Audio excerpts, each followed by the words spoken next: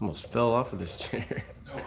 Got I'm back to the edge of it. yeah, I backed up. I'm gonna be live for about an hour while I do my last coat. I'm out of space on my SIM card, so but if I have this up, I can re-download it and edit it later. So Gotcha. that's what I'm gonna do. That'll work.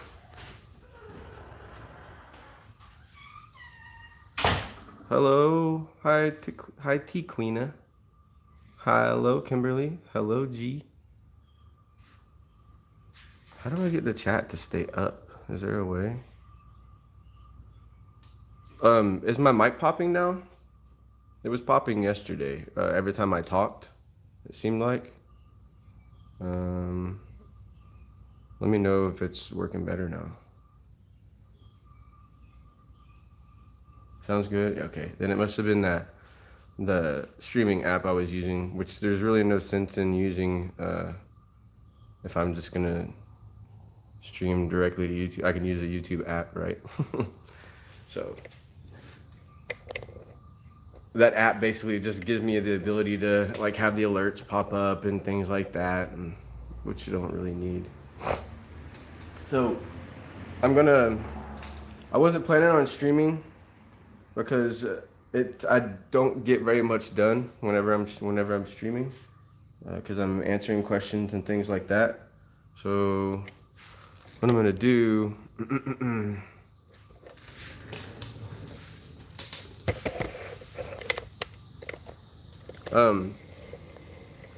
No, I'm not putting different handles on it.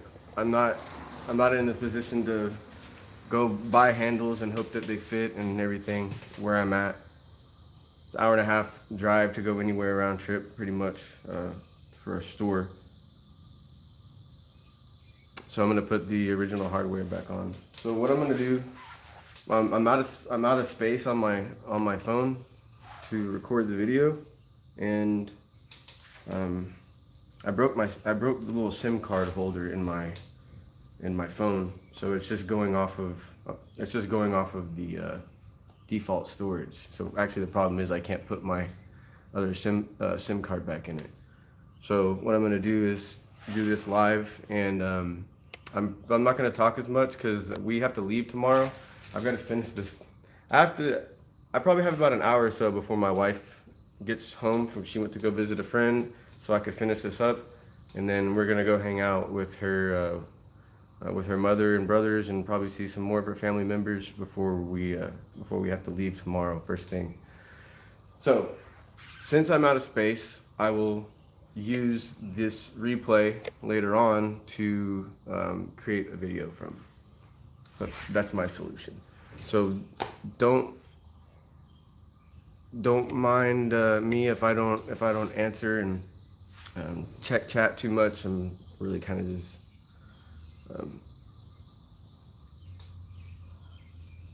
trying to work around my issue. It does kind of look gray. It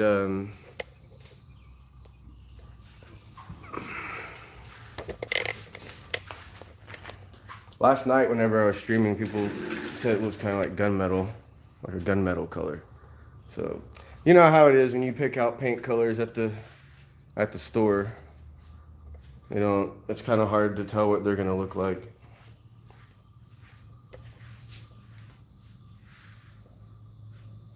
But I think it's also has to do with the lighting too. When it's in someone's home, it'll look darker because if you look down there where there's less light. Yeah, I'm like I said, I have to be done with this tonight. I don't have the ability to go get supplies. I'm not going to spend any more money on it or waste any more time on this. Okay, I have to, I have to get it done and work with what I work with and things like that. There's so many things that I would have done and could have done to this if I was back home, and that's kind of part of the experiment. All right, so I'm gonna get after this. Really, what I have to do is just get the recording of this part being painted. I think I have one more coat to do on the inside. The backs of these still need to be painted, and then after that, I have edge distressing to do. I'll be distressing the edges here and probably here and around, just around the edges of the drawers. That should go by really fast. But I don't want to do that until all this paint down here is dried. You know what I mean? And the doors that I did earlier, the doors, I just added a couple more coats of paint to them earlier. So I'll probably distress those later this evening. Look at chat one more time here. Get to it. So you're gonna paint them black. Okay.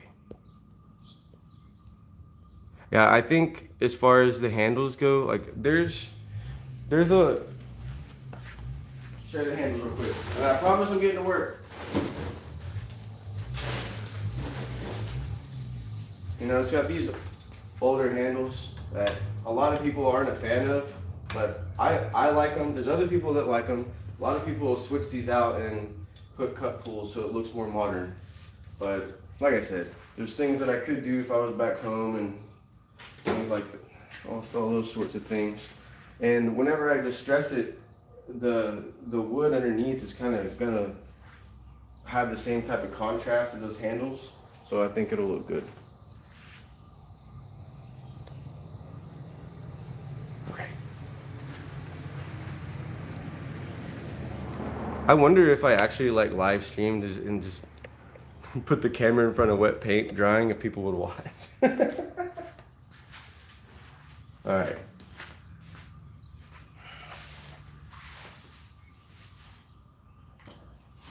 Oh, one more thing.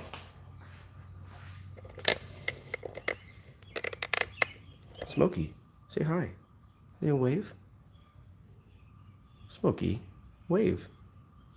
He's not happy that the rest of the family left him here. He likes to go for rides in the car.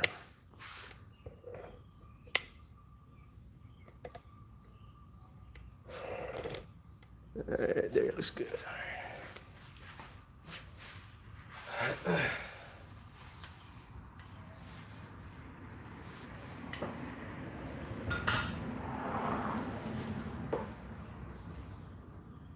I got different socks on today.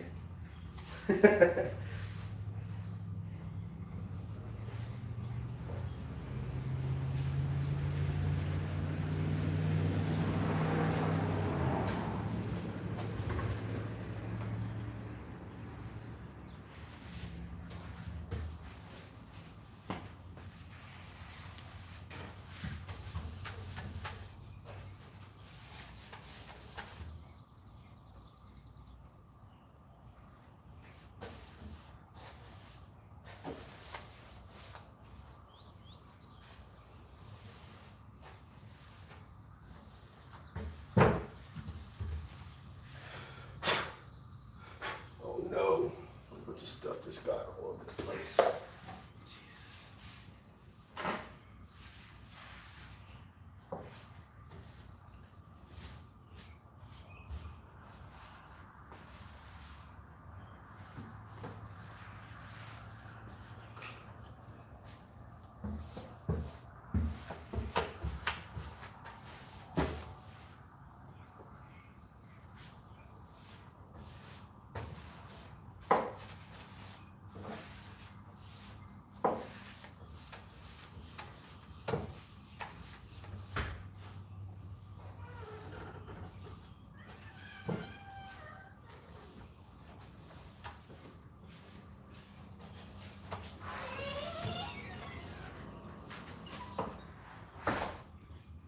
That's my friend I'm staying with. He's about to cook some brats on the grill in the backyard. I'm hungry.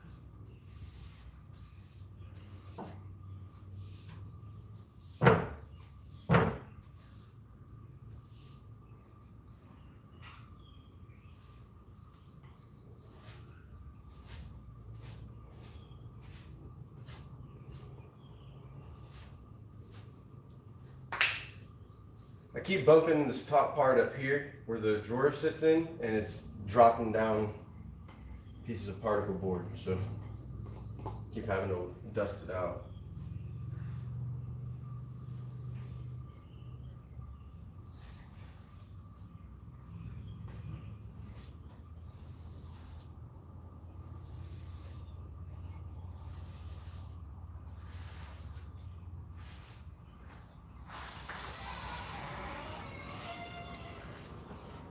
Is it ready yet? Not yet. I just told him, I was like, he's cooking brats, I'm starved. Not yet.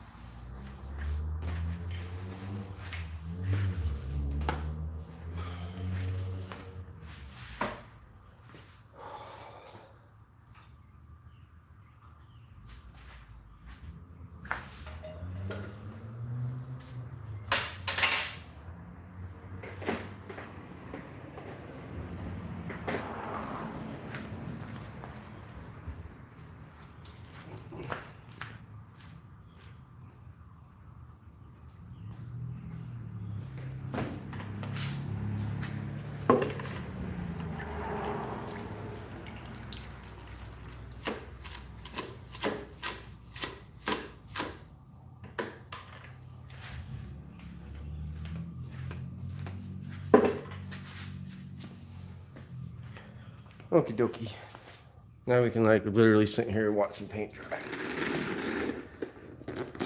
For a second. See what y'all are doing over here.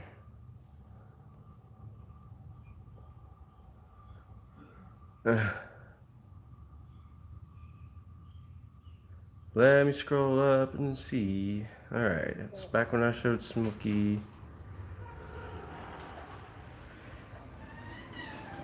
You like to watch paint dry?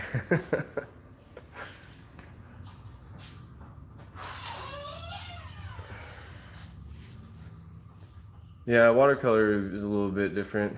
Love the socks. Yeah, I guess you do watch paint dry on live streams. Kind of have to. This paint is Clark Kensington. For those of y'all that haven't been following this project, I mean, I've streamed the past couple days on it, but I'm out of town in rural Illinois, and it's called Midnight Stroll, by the way.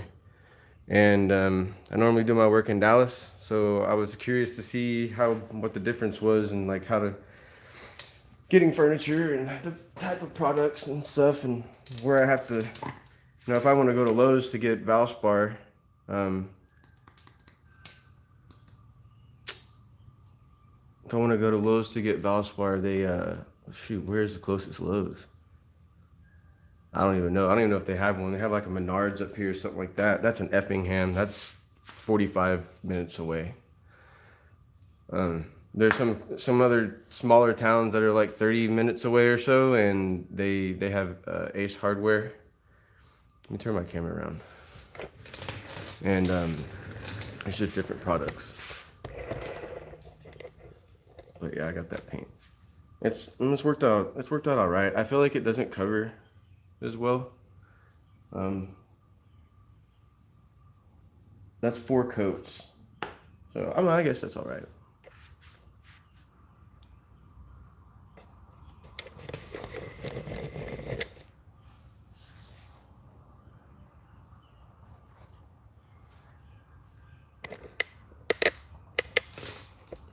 Just kind of have the dresser in the background there. All right, and then what we got in chat? Thanks for subscribing, Daniel. Food, yeah. I can't wait to eat it. Hello from Australia. Hi. Hello, Ursula. Local almost black paint. And I'm not sure if Losani is still here, but just painting. Oh, Taquina's got it covered. I like the color too, Ursula. Thought you missed the spot with something on my phone screen.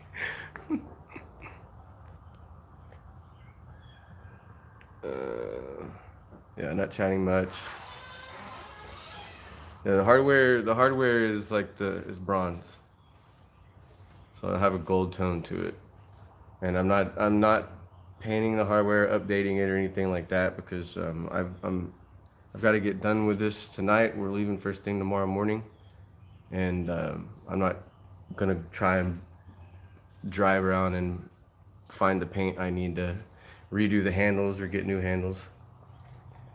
Hi everyone, pretty new here from Michigan. Hi. Oh, it's you again. Wait, Corina? Or there's a Corinne yesterday, I think. I see your dresser, what's happening with that. Love the open shelving on each side. And Island Dog is from Appalachia. I'm glad y'all are here. So what I'm doing, I redo furniture. I do painted furniture. I'm not a woodworker or anything like that. I just started buying used furniture and painting it and selling it for extra money, and then turned into full-time income. Oh gosh, there's still more. Hi, be safe. I'll be safe. Hi, Gladys. Hi, Elaine.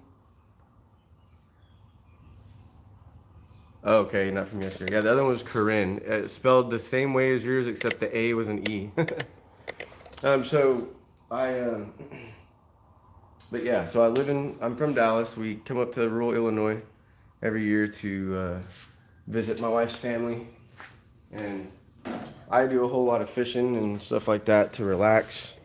and we decided to stay a little bit longer.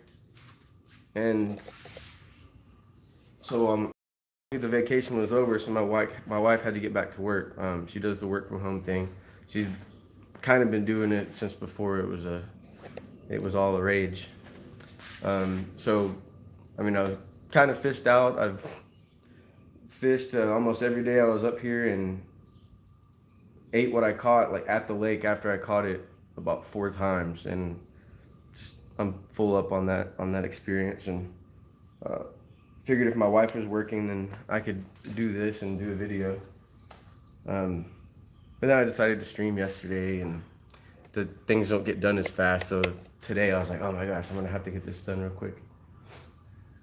And the reason I'm streaming right now, normally I'll talk and I'll turn around, answer questions and stuff like that. But I broke the SIM card tray on my phone when I was trying to switch out. I pulled it out and it snapped. It was already broken.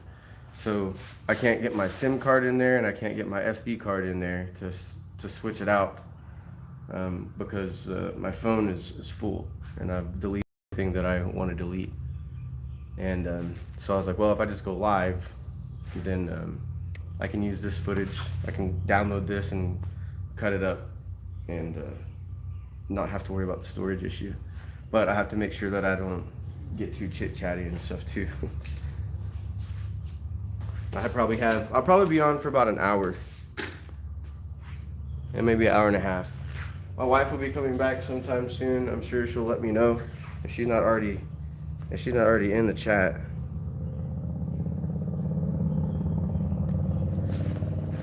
Why is it not scrolling for me? Hi from Indianapolis. That's awesome. I love refurbishing.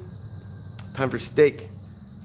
What kind of fish did you catch? Bluegill and catfish. And then I cooked them right at the lake. We went to a farmer's market one day, and I got a green tomato and some zucchini, squash, and sweet onion and sweet corn. And I made a fish stew out of just one of the times. I made fish stew out of the 2 bluegill I had, and then I had 2 catfish and a largemouth bass. And I just cooked those whole, I clean them. I don't fillet them, and same with the bluegill. Spawning season is over, so the bluegill are smaller. So I just clean them whole, descale them and everything. And so the fish stew with the green tomato cut up and zucchini and onion, and I cooked that over charcoal next to the lake. And I've made friends with one of the park rangers out there a few years ago, and he like the year he met me, he came out there and was kind of fishing, and he saw me take my stringer up and take my fish and clean them next to the lake, and he's like, man, I get a kick out of this. He's like, I can't believe you're a city boy doing this. I was raised in the country, and I was raised fishing and raised at the lake, and so I revert back pretty easily. I'll send if it's not already there. Some of y'all can probably know. Did I post the pictures of it on Discord? If I haven't, I will. We need to make a food channel, because I like to cook. I like to try new recipes and stuff like that. And I definitely like to show it off too. Sometimes it looks so good.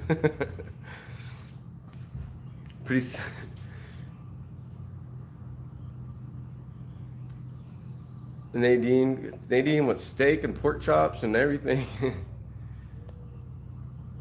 Oh, I had to water your garden. It's been so hot. It wasn't going to chance if it rains or not. Yeah, feel that. I might need to turn my phone the other way, because I'm left-handed and I keep sticking my hand over the lens when I'm trying to scroll chat. There we go. I mean, love bluegill, especially bass. It tastes good to me. Yeah, bass isn't so as tasty to me, but another fisherman that was out there had him swallow the hook, so we didn't let him go to waste. Actually, those fish I got that day, I caught the catfish. I caught like a 3 pound catfish, and another guy I was fishing there with caught another one. Caught like a 2 pound catfish and gave it to me. And then his buddy that was there, he had the bass and the 2 bluegill, and he got too drunk to clean his fish, so he just gave them to me. So I was like, yeah, I'll take them. Shoot, why not?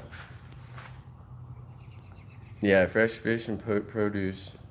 Pretty soon the dresser will talk to us. My parents owned a taxidermy shop in the Detroit area for years ago. That's cool. Eating a lot of wild game. Yeah, I like deer, and I've had snake and alligator. I like both of those. Rabbit. I like rabbit, quail. Yes, a food channel. You have some photos ready for it? Okay, I'll set one up. Could someone type !! Discord so the people that aren't in my Discord server can join if they want. And for those of you that don't know what Discord is, it's an app for your phone or computer. You can use it both ways. It's originally made for gamers so that they can kind of have like gaming communities and communicate, voice chat. There's all that.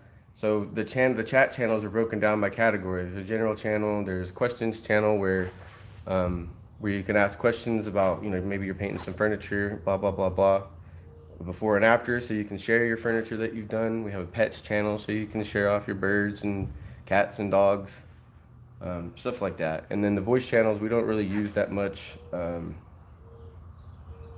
yet, but we've been talking about doing like a movie night on like Sunday nights or something like that. And what we would do is you join the voice channel, mute your mic, and then I can live stream a movie within Discord, and we can kind of have a little movie night that way. But yeah, smothered pheasant. I've never had pheasant. Hi, Rhonda. My park ranger buddy wants me to come up here in the fall so I can do some hunting. He said we're gonna kill a pheasant and we're gonna clean it out there and we're gonna eat it. He's ready. So the paint's still wet, at least on the bottom. It's drying. Okay, I'm gonna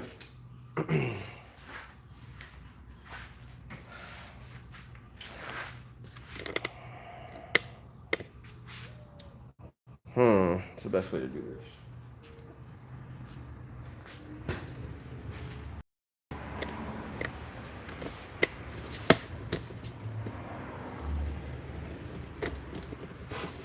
People driving down the road doing this out the window with the wind. It was funny. Actually, let's take a look at the grill real quick. That shabby chef, probably that eating everything guy. That's why I got a belly guy. Camera's facing this way. I want to look at the grill. Done.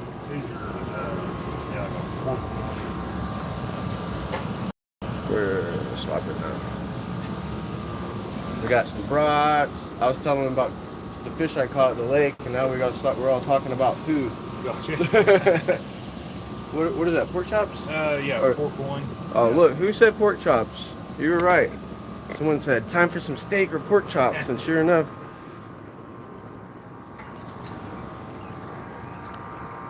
Is that a piece for your in-laws? No. It'll go for sale. I'll put it up for sale up here and leave it here with my buddy, and he can either keep it or sell it. Most of y'all are not going to be on know what Discord is or never used it before, but don't be scared of it. We basically have a furniture painting community of 800 people and that's where I'm on Discord most of the time. So if you ever want to connect with me or just see what I'm doing and whatnot, that's the best place. So that's some barbecue sauce on them babies. I think he's got some on there. Oh yeah, so anyways, I was gonna leave the furniture with him and we'll just see how long it sells or whatever. And I haven't said it to him yet, but when it sells, I'm just gonna let him keep the profit for it, for letting us us stay here and all that. Hi, chicky, cheeky, cheeky. Bark, bark, bark, bark, bark, bark. Bark, bark, bark, bark, bark. Hi, cheeky, cheeky, cheeky. Bark, bark, bark, bark. Bark. Arr, arr, arr.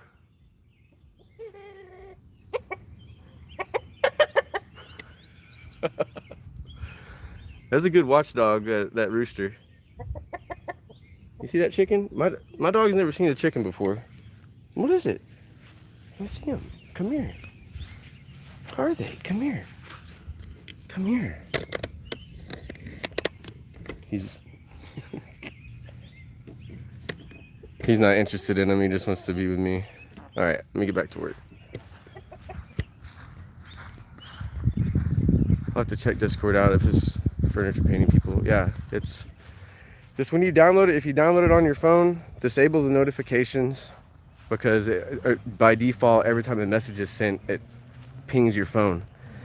You can turn that off, and I have it set so that I only get pinged whenever someone mentions, like, tags my name.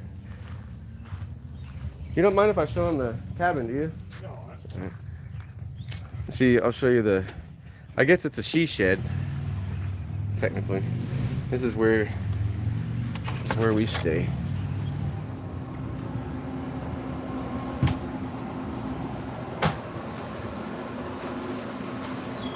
I can't add you to the Discord community. You just have to click the link. If someone could type !Discord again, click that link and download it, and it'll take you to my server. I mean, I have 160,000 member Facebook painting community also, but Discord is where you connect with me, and other painters that are like-minded. Also, Facebook is a little weird sometimes. And we got a bed here. The kiddos sleep up there. And then we got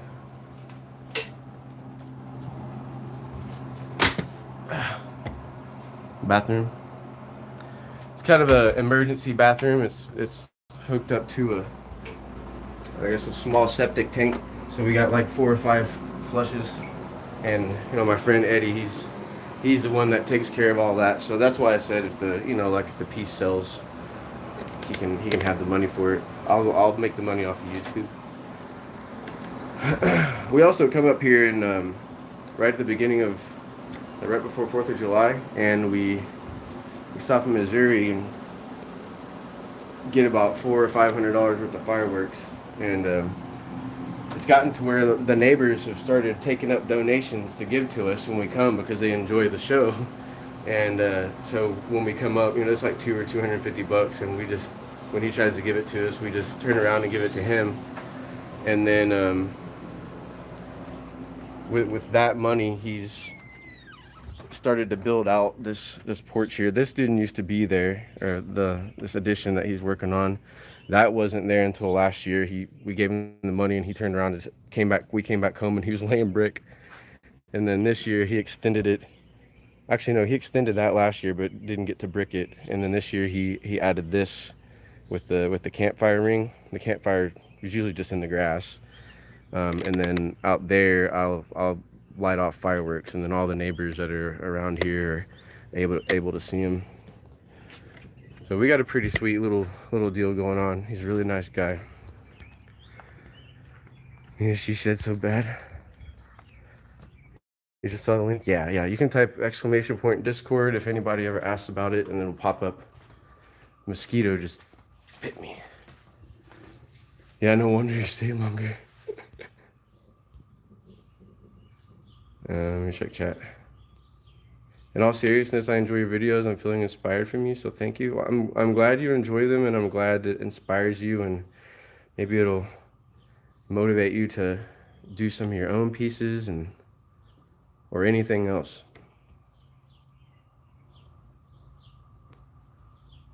Not sure what Discord is. Call me an old fart. Okay, yeah,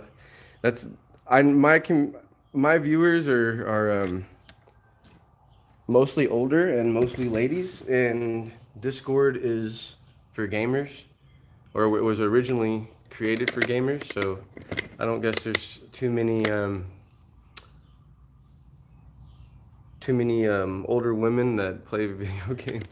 That's how I found out about it. I also have a couple hundred member gaming community.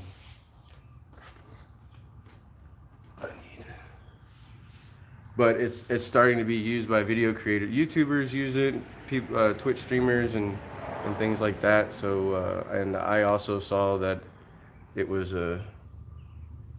something that I think that we could benefit from. Yeah, look at that mosquito.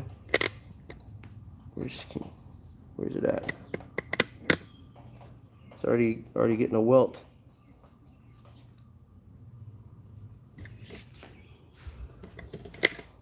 Can you not get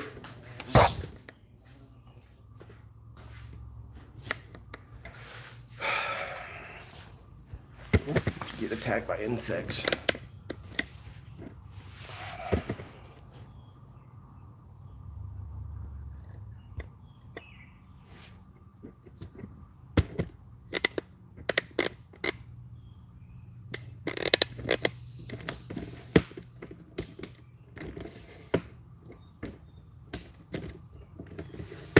Smokey.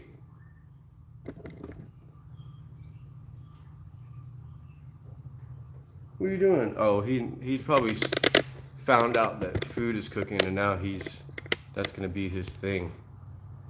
You eating some food? Are you hungry? You hungry? Are you licking your chops already? Did he already give you some food? You already got food. Go lay down. Go lay down in your bed. No, I didn't call you an old lady. I said a lot of older women. What am I supposed to say? That's why I paused for a moment so I could think of a better term to say it. I didn't want to say experienced women. Age experience, wisdom. I couldn't find the right word, so I figured someone was gonna holler at me about that.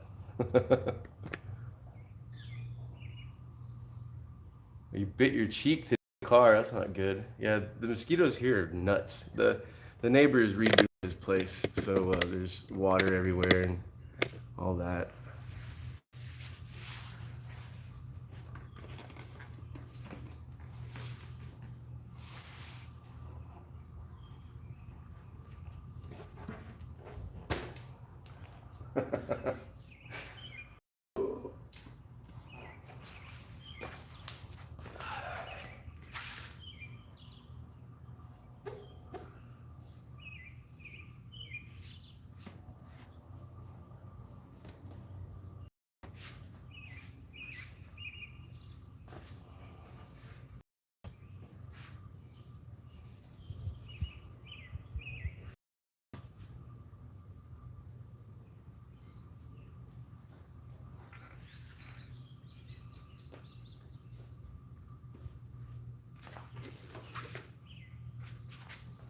How about this way?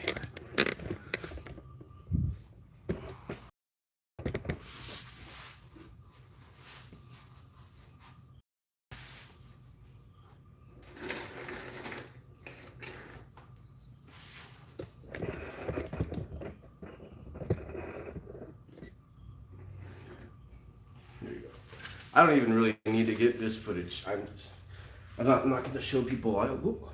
This is how you paint the back too. Just going to be like, hey, you've already seen this with the top, the body, and the drawers. I'm doing the same to the doors. Let's move on.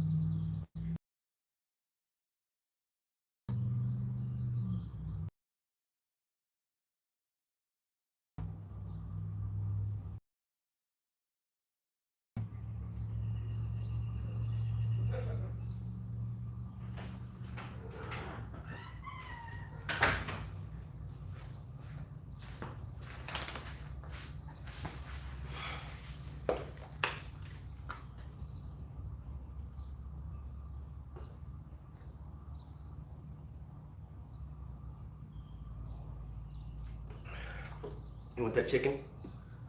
Sit. Give me a wave. Circles. Good boy.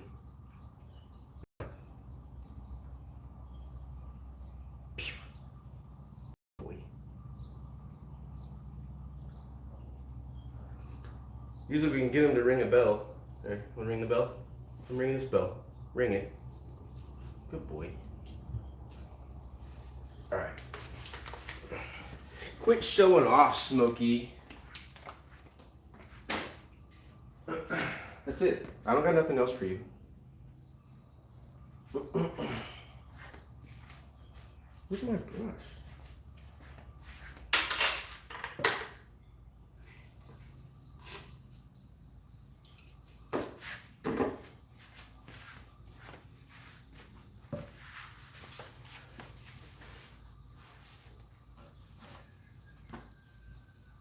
Yeah. Let me get a coat on each of these doors, and then I'll, oh my gosh, my brush is really wet. Sorry.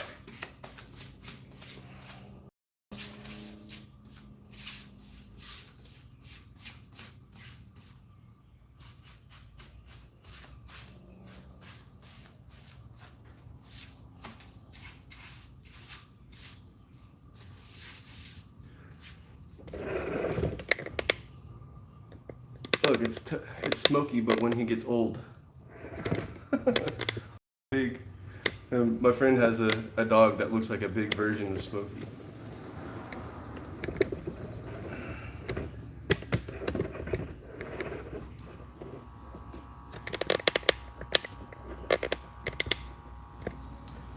Watched you for ages. Who's your furniture inspiration?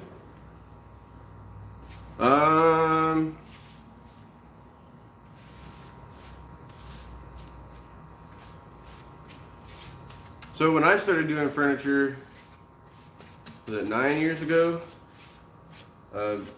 Furniture, like, there really wasn't like a furniture YouTubers and stuff like painting, you know, people painting furniture. There might have been one or two, but not nearly as many as there are now. Facebook was kind of barely even being, groups weren't even a thing on Facebook. So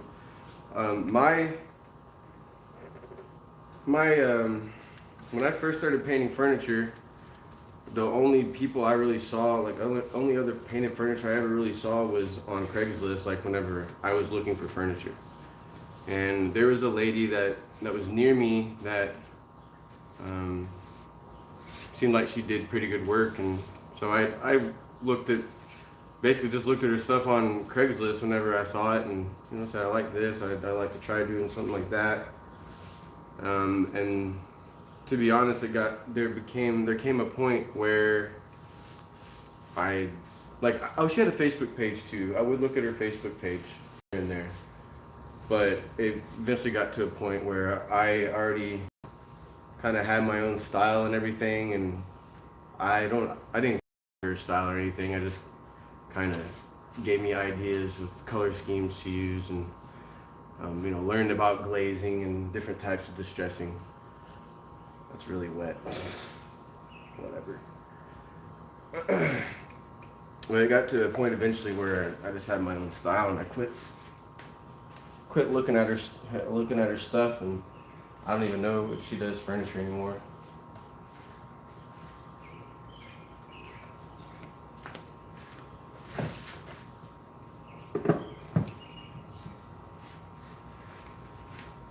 I honestly did a lot of hands-on learning and stuff. I learned to glaze with wood stain from a YouTube video. I don't even know how I came across it. I know I wasn't trying to learn how to glaze, but I don't even know what channel this was, but they I guess they made like a homemade, like, built-in sofa table in the back of their couch, but it was also built into the wall. And they painted the boards white and glazed them with wood stain. and I didn't even know glazing was a thing. I didn't really know about regular glaze, so I just started doing that, and now that's kind of like my bread and butter, stained glazing. I think it gives a different look than regular glaze, because whenever you apply the stain or paint, it tints the paint rather than put something over it. And then I think just the way that it's worked is a little different. But I do prefer stain glazing over regular glaze. Like, I hate it whenever someone does a custom order and wants like a specific color of glaze, and then I don't mind making my own glaze or anything like that. I just don't like, so the difference with stain glazing and water-based glaze is when you use a water-based glaze, you have to use a damp rag or a wet rag to remove the glaze after you've applied it, or to move it around or whatever. And there comes a point where it dries up, and if it dries up, then the way that you have to erase it would be to mineral spirits is what I use. Mineral spirits is my eraser. And so if you mess up, in my opinion, and maybe because I don't do it as much, but it seems like once you mess up, you're kind of left with not very many options on how to fix it. So to compare that with stain glazing, you use a dry rag. You don't have to constantly flip your rag whenever too much paint, because the glaze is basically watered down paint, is what it is. So it eventually gets your rag all gummy and everything. And with stain, it doesn't do that. It kind of stays wet. And then oil-based products will typically re-wet themselves when you apply more. So what happens when I mess up with, say I'm doing the side and I screw up something and it's already dried up, all I have to do is brush stain on it again, and it re-wets itself, and I can redo unlimited redos without having to do anything else. What are you doing, Big Smokey? Toby. He's an old dog, he don't care. He's got selective hearing.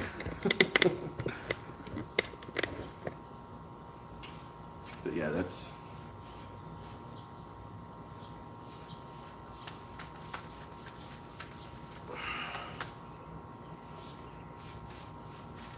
I do feel like I learned a lot by trial and error. I didn't have someone on YouTube to tell me. I guess I did learn a few extra things once Facebook groups and stuff started coming out.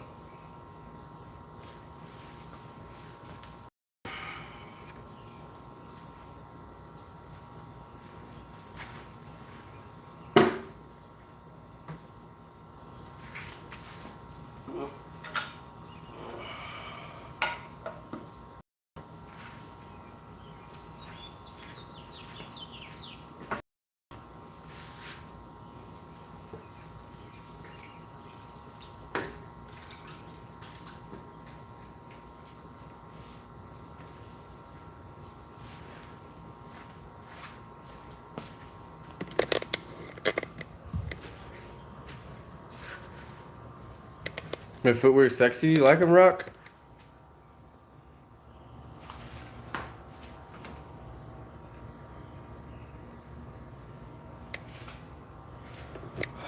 By the time this video is done, I'll have had 3 different pairs of socks on for the video.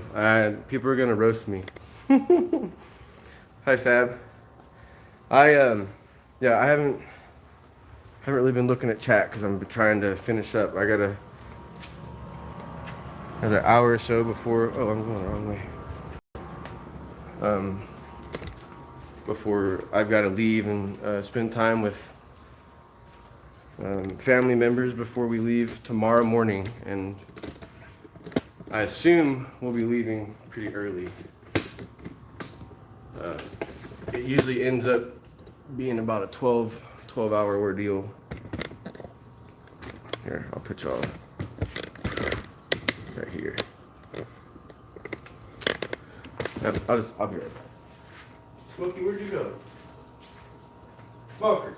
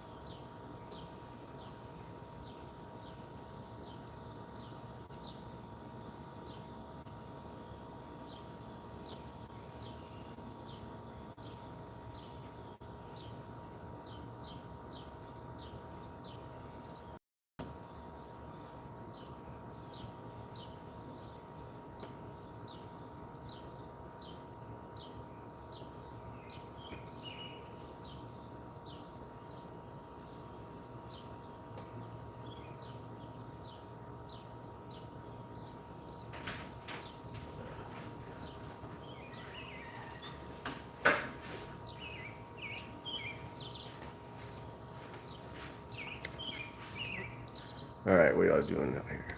Why can't I scroll? Oh, hey, Emily's here and Rock's here.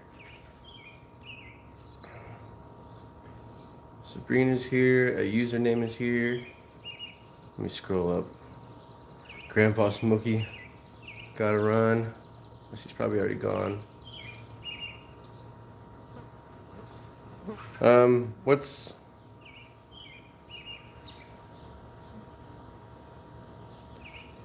Oh, was the connection messed up?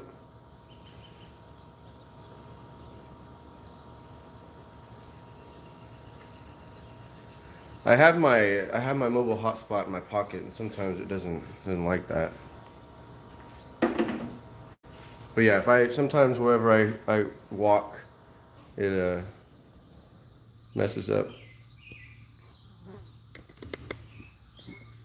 Stop calling you Sheik.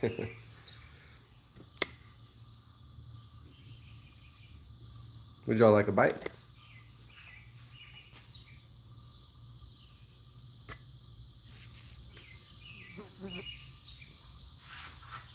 Probably should have washed my hands first, but it's okay.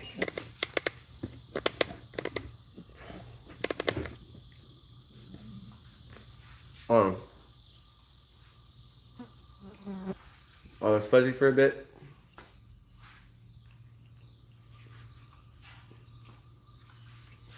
Yeah, that'll happen on mobile streams anyway. Moving around. The other day I walked down the road and I got to a point where the connection was bad. See, YouTube doesn't tell me what my bit rate is. It doesn't tell me that it's changing. The app I was using yesterday tells me that. So I know. It's on the screen the whole time. I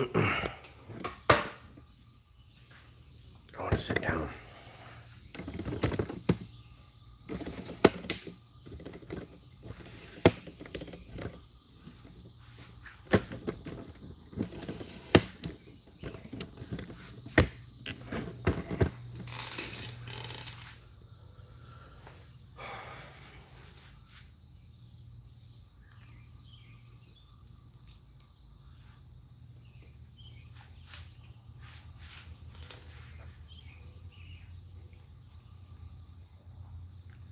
I was about to say it's a little weird just eating here and people watching me, but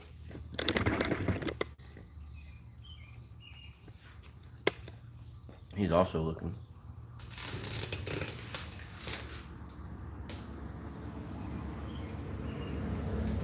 if I look at him and eat it, he'll look away.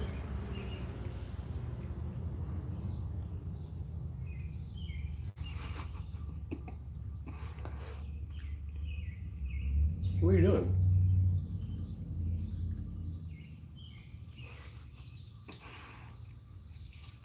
Cheers for a great live. I'm glad you enjoyed it. And I know I'm not like really just doing painting the whole time. It's probably not like what typical painting lives are. I don't really know. But you want one? You want it? You want to tell me? Tell me. Tell me. Tell me. Tell me. Give me. Tell me. Tell me. You want it?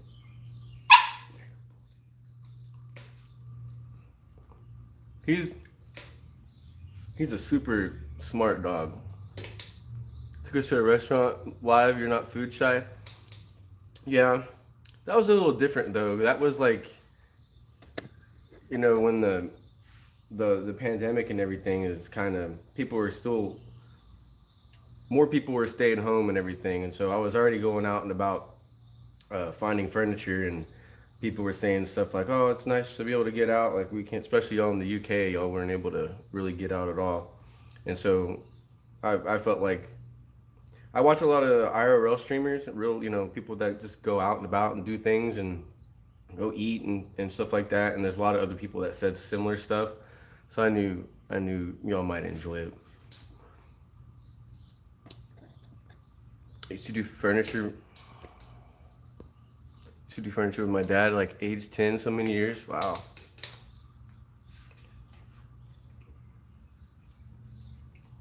You roll over.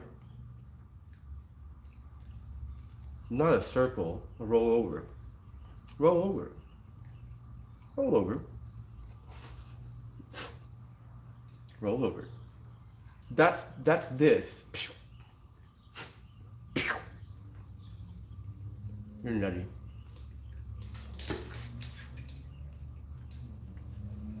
Thanks for subscribing, Linda.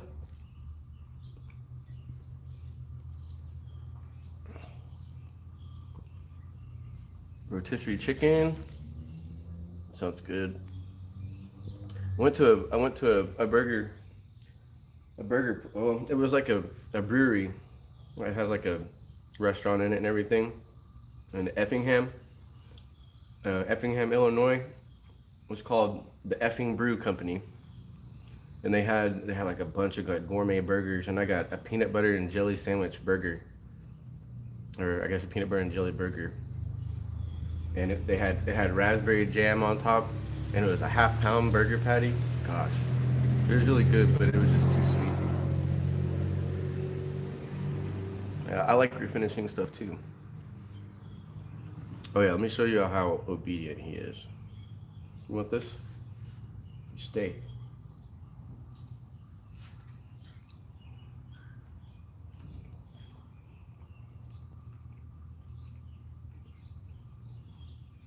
Okay, go get it.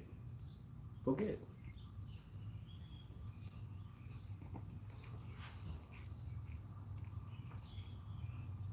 And he was a shelter dog.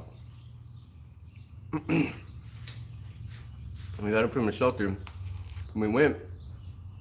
You saw him when we first went in there, and you know they let us take him out. They had like a little backyard play area, and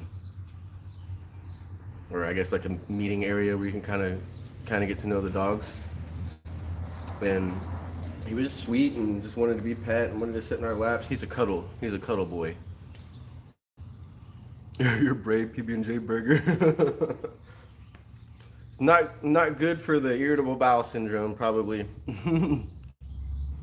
So anyways, he was just fine. He was fine with the kids. He sat in all of our laps and let us all pet him. And then when we went back up front, I looked at his.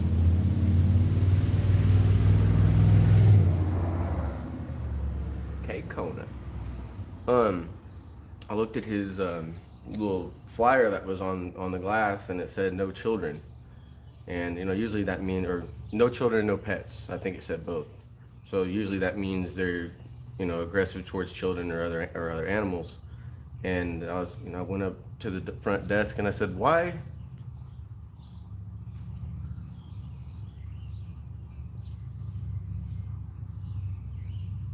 Well,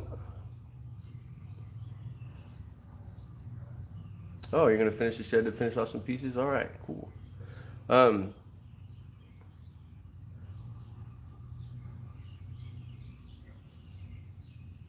Canadian girl that does furniture. I don't know who that is. Oh, so anyways, I went up to the front desk and I said, why does it say no kids on it? And she said, well, a family adopted him a month ago and then brought him back. And they had 7 kids and an older dog. And it was a Hispanic family, she said. And the reason I bring this up is just the cultural differences. I have a Hispanic ex and I have a child with her and everything. And I lived in that environment and they don't provide as much space that this dog needs, you know, kind of just too loud for him and everything. And whenever we're around different people, like at the lake or whatever, if someone moves too fast, he tucks tail and runs. You know, he's real skitsy around new people. And so I was like, yeah, we'll take him. You know, we like him.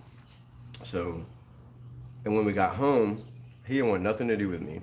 He just wanted to be with my wife and sit in her lap and everything. And but you know, she would have to go to work and the kids would have to go to school and I'd be at the house painting and he pretty much had to be with me. And I just talked to him like a human, potty trained him and all that stuff, taught him all this stuff.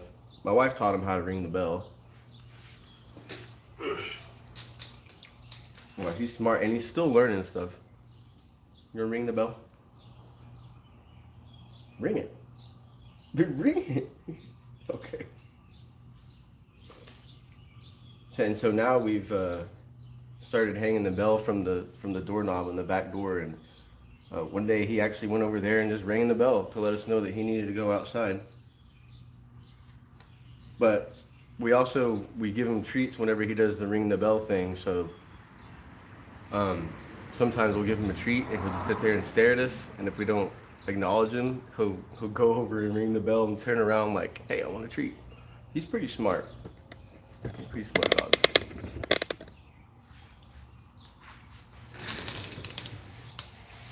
Hey babe, are you on? Are you here?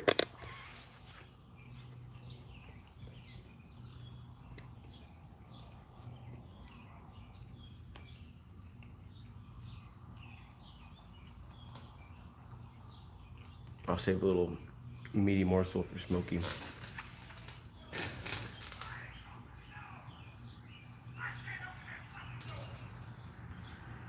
Uh-oh. Something's going down over there. Come here. Good boy. Where are we on the dresser?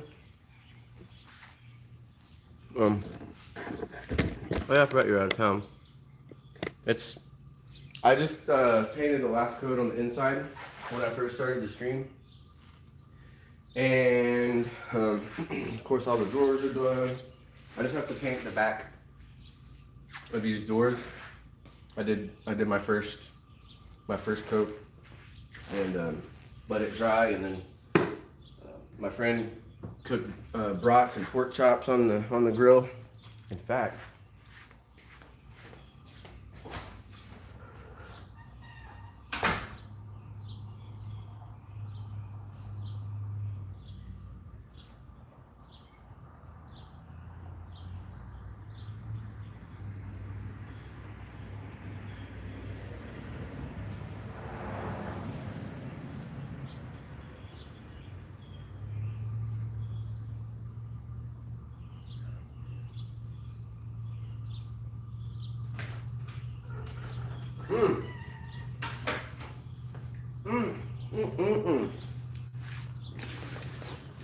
I don't want to like overeat, but he did cook a pork chops too, and I wanted to eat it. This is a tender. It's a pork loin, I guess.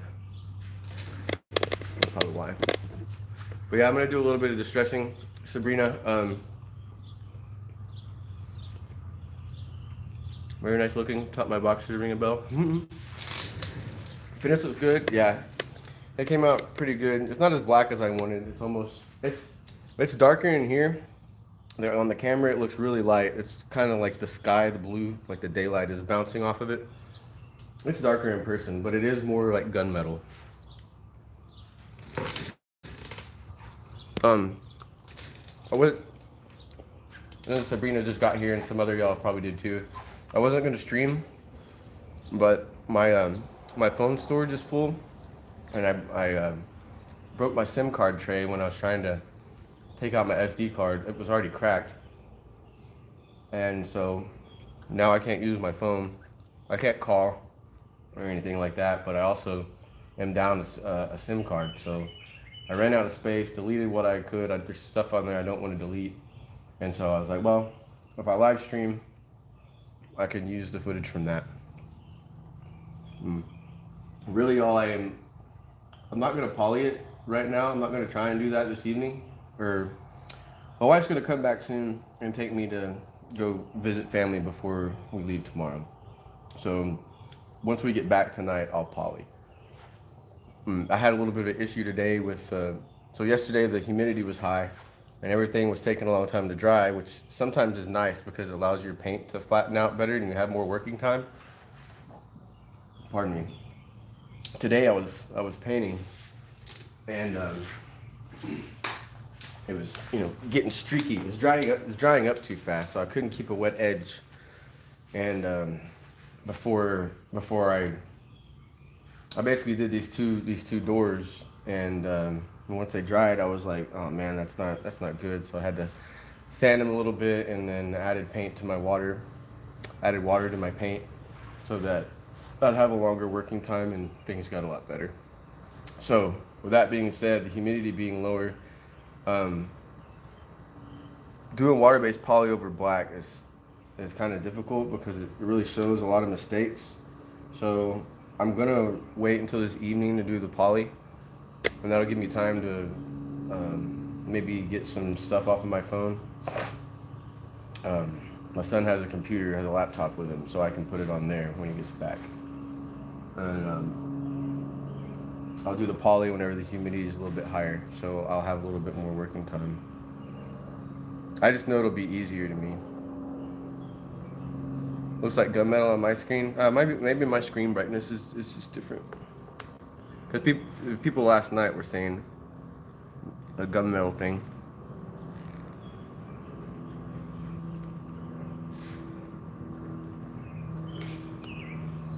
Go get it. Get it. Go get it. Over there.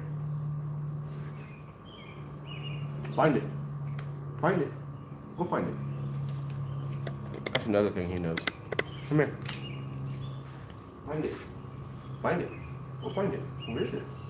Go find it. Is it over there? Go find it. Go find it. Find it. Where is it?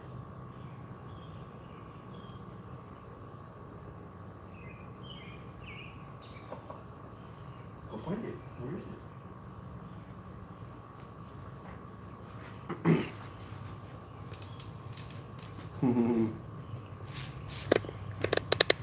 Taught him to find it thing too.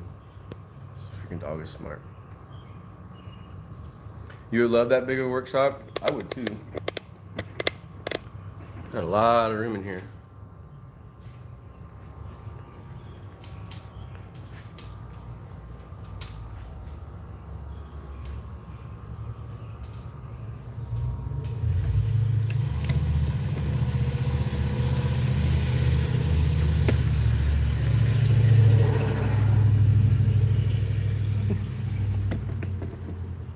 It's been so difficult recording today. Like, with it being the weekend, there's more people driving by, and it's just everybody's got a loud truck.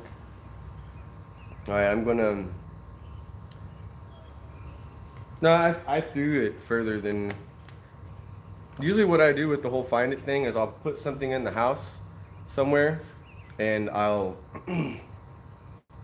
tell him to find it. And if he can't pick up the scent, I don't direct him to it, but maybe I hide it there. I may say, oh, is it over there? And he'll sniff over there. And I'll say, is it over there? And he'll sniff. So at least I know he's trying to sniff it, and so then I kind of, say, is it over this way? And I do this with my hands. It's over here? Is it over here like this? And he goes around and starts sniffing, and then he'll eventually pick up a scent. But it flew kind of far back there under the dresser. It doesn't smell like paint in here.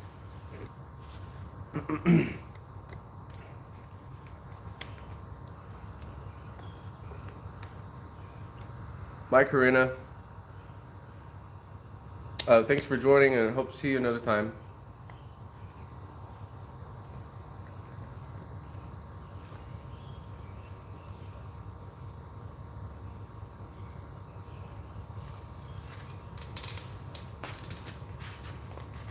Okay, I'm gonna wash my hands real quick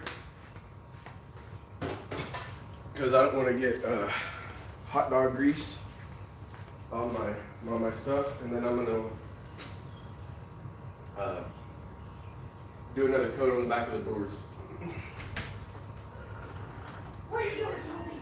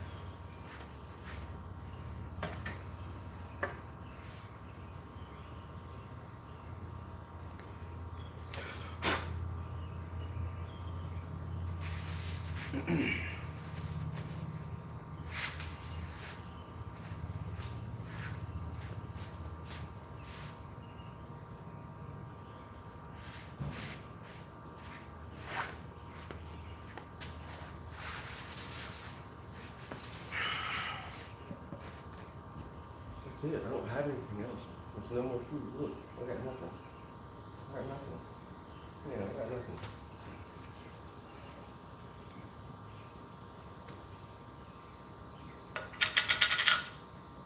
So I've used about half of this quart on this project, so.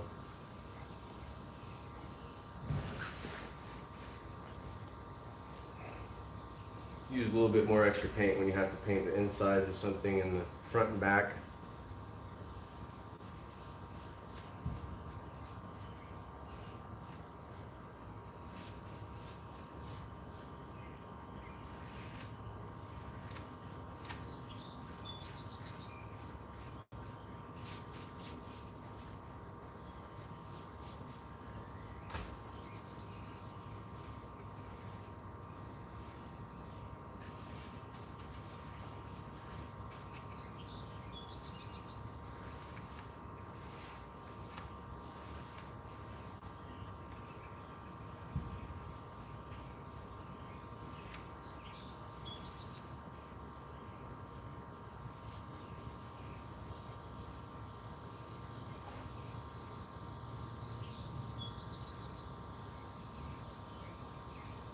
Oops.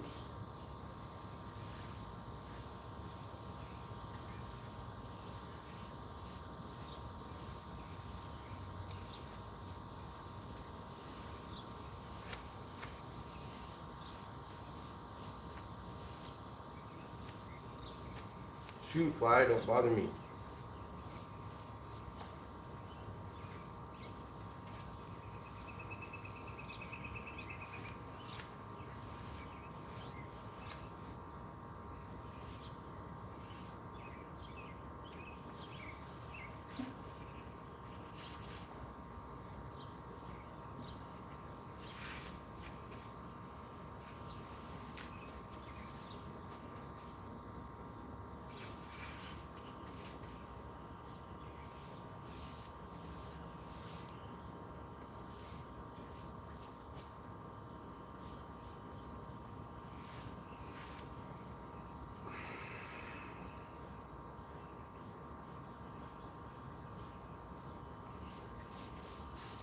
Now I keep burping up bratwurst.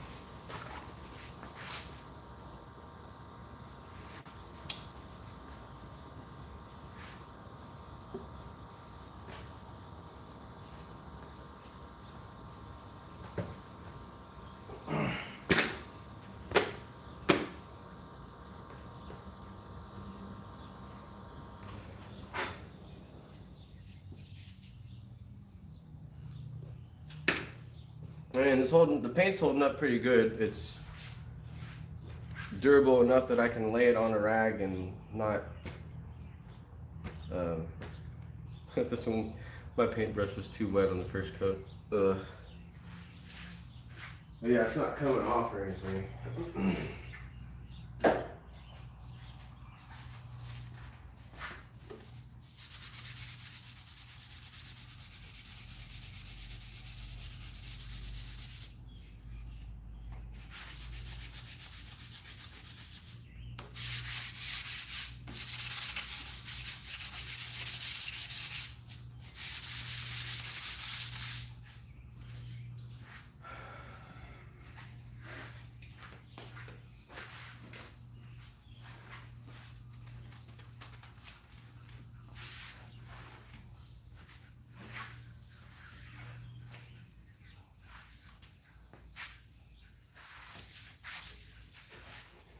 I'll check chat after I finish doing this door.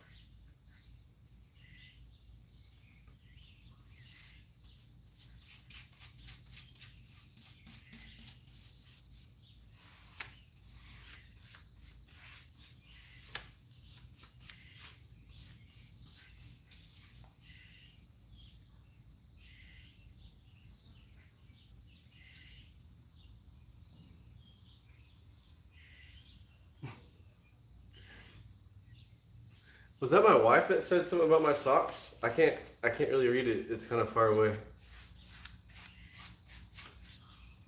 Did that say Melissa?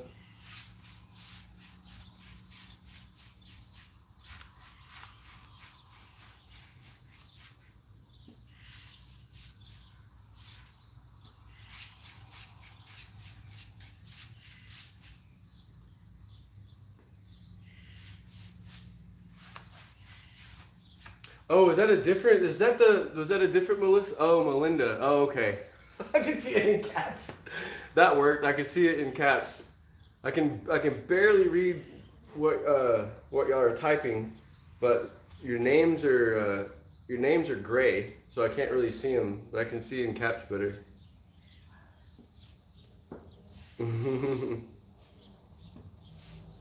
I think I got you confused with my wife whenever I was live streaming doing the thrift store stuff too. And I went into the thrift store and came out and forgot to use my hand sanitizer, and that's something my wife would say, and so I thought it was her getting on to me.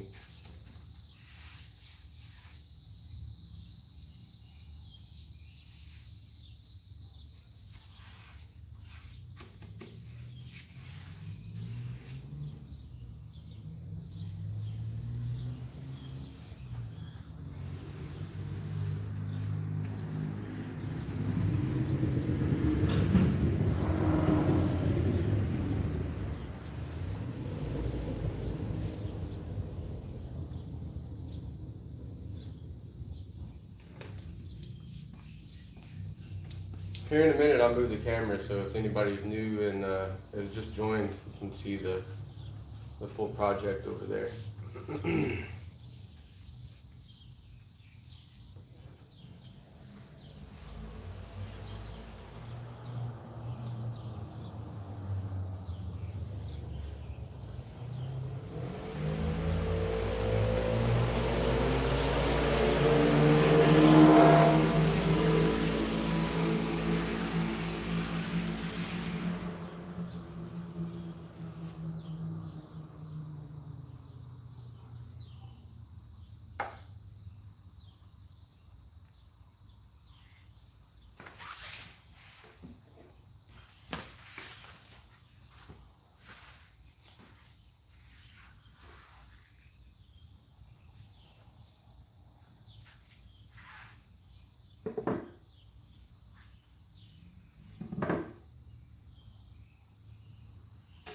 I probably have to repaint the front.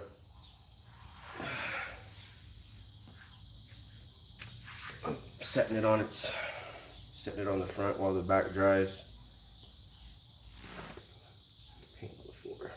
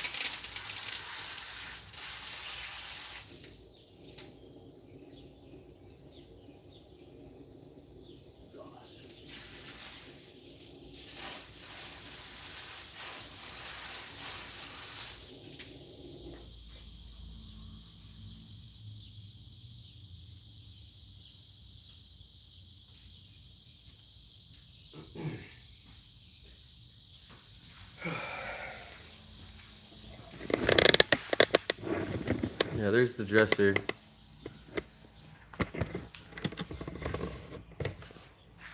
Keep calling it a dresser and it's really a buffet.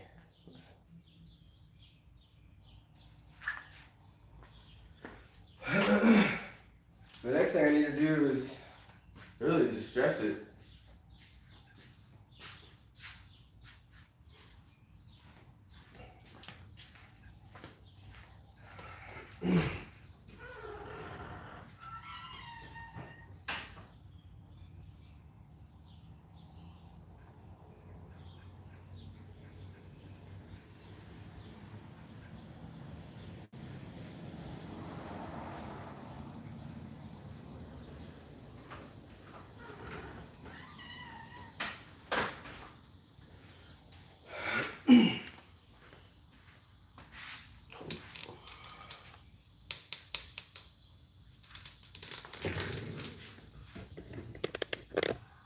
All right, let me catch up with chat.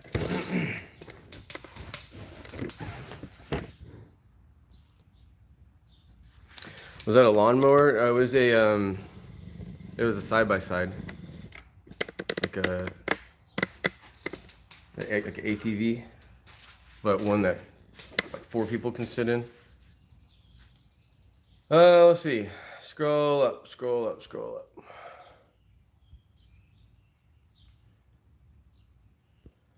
The car, I put it next to your 70 Chevelle. Yeah, you're gonna have to pry it out of his cold dead hands, though. He said he's always got people trying to buy the car. Is yours just sitting there too? Corinna left. Have to clean house. Oh, these people are already gone, I'm sure. Thought Rockshot said, Shabby, I thought you had a spray booth. Maybe I dreamed it. No, I'm not. I'm in Illinois right now. I live in Texas. I'm in Dallas originally when I do my work. That's where you're seeing the spray booth. I'm in Illinois, rural Illinois, with my family, visiting her family, and staying at a friend's house. And we stayed a little bit longer, and so my wife still had to kind of go, do work during the day on her laptop. And I decided I was going to paint a piece of furniture and do a video. Oh, never mind. People are already answering the question. Hi, Attic, if you're still here. Project's looking good and loving your socks. Thanks. Yeah, that was the one I thought it was my wife.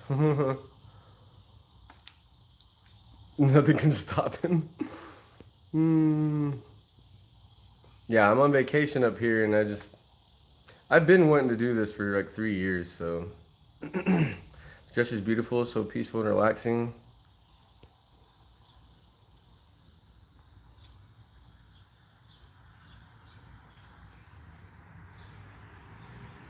Not making fun, I'd be wearing them too. Oh yeah, I wore them in both streams yesterday, and the videos I have coming out. So I have two video. I keep repeating myself because I know there's new people in here, so some of you may have already heard me say this, but I have 2 videos that I've already edited, and I just need to do voiceovers, and then I'm doing a video on this.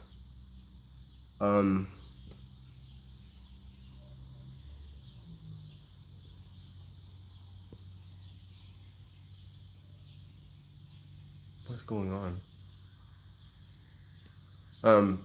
But yeah, I've been wearing these bunch of different socks in those videos too. To be honest, the reason I started doing it is because last year I've never had this happen before, but I had like psoriasis or eczema or something, and so it left a bunch of scars on my ankles, and I don't want to have to answer that question over and over and over to people, and or it be distracting. I'd rather this be the distraction, and to be honest, I think people kind of enjoy it. I mean, I walk around like this, especially up here. People are looking at me like, "What the heck?" But the Canadian girl knows her stuff about how wood is constructed. Knows how to fix complex stuff, but she's. Yeah, I don't know who you're talking about, Rockshot, but I'm sorry. She doesn't fit well with you. Is furniture refinishing your primary employment or a side hustle outside of a day job? No, it's my primary employment. I've been doing it for 9 years. It's evolved into YouTube being, rather than doing the hustle and trying to find furniture and sell it and all that, on a much higher scale. I can kind of double up on my projects. I'll get the profit from this when I sell it, and then I'll get the profit from the YouTube video. So it's evolved to where I'm not really doing as much work as other people would have to do to make the money I'm making. But and I was just thinking about that today. I kind of miss that hustle, and I'd really kind of like to show y'all what I'm capable of, if that can put it that way. I don't know. We'll see. Long story short, I like to get a shop again, and if I do that, it's gonna get nuts. People outside, people see me working outside and stop and ask if they can buy a Chevelle. You ended up painting the drawers? Yeah, I did.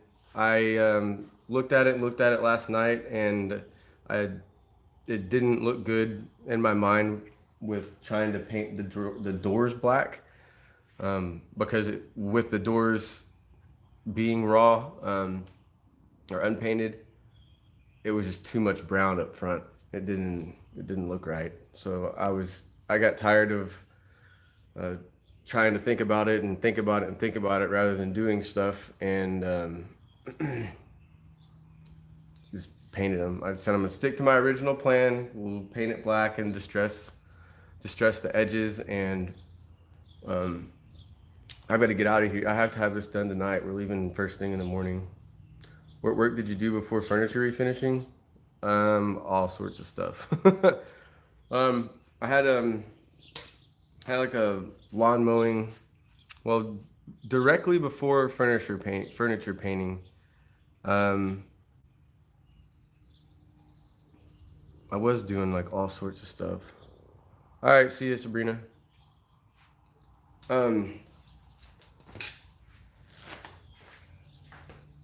I was an EMT for a little bit in South Texas. I lived with my girlfriend at the time. She's Hispanic, and we met in Houston, and we were in Hurricane Ike in Galveston, and we moved from there. I had a lawn mowing business down there, and it just wasn't something I wanted to return to. So we moved to the valley, the Rio Grande Valley, near the border, where her family was, and after a while, I really didn't like it down there. I couldn't run a lawn mowing business down there. Obviously, the labor, the people that were willing to mow for like like $15 or $20, and probably just go, send it back across the border, so it's worth it to them, I guess. So I couldn't do that. So I went to school to become an EMT, and I was doing that. And around that time, my grandfather fell outside, and he was like 80, 84, something like that. And he broke his arm. My grandmother had multiple sclerosis, so he was taking care of her a lot. But he did a lot of things for her that, with him having a broken arm, they needed help. So my mom had been helping him, but she had a couple surgeries scheduled, and so she needed me to. She asked me, can you come up and help? And other than that, it's just me and my sister. We don't have a very big family. So so I asked my girlfriend at the time. I was like, "Well, I got to go up there and help my family. Do you want to move up there?" And she didn't want to, and so we split up, and I moved up to Dallas, and I couldn't work so anyway. When I moved to Dallas, I was, I was at my grandparents' most of the time, and I was living with my mother and my sister in their apartment, and it got to the point where my grandfather got a staph infection and had to have a wound vac put in, and so that had to be taken care of, and just all sorts of stuff. And my grandmother had an episode and went into the hospital. They were both in the hospital at one point. I think all three of them were in the hospital at one point when I first got there. And so anyways, after a while, it was just kind of, taking people to appointments or go run errands for this, go pick up prescriptions and all that stuff. And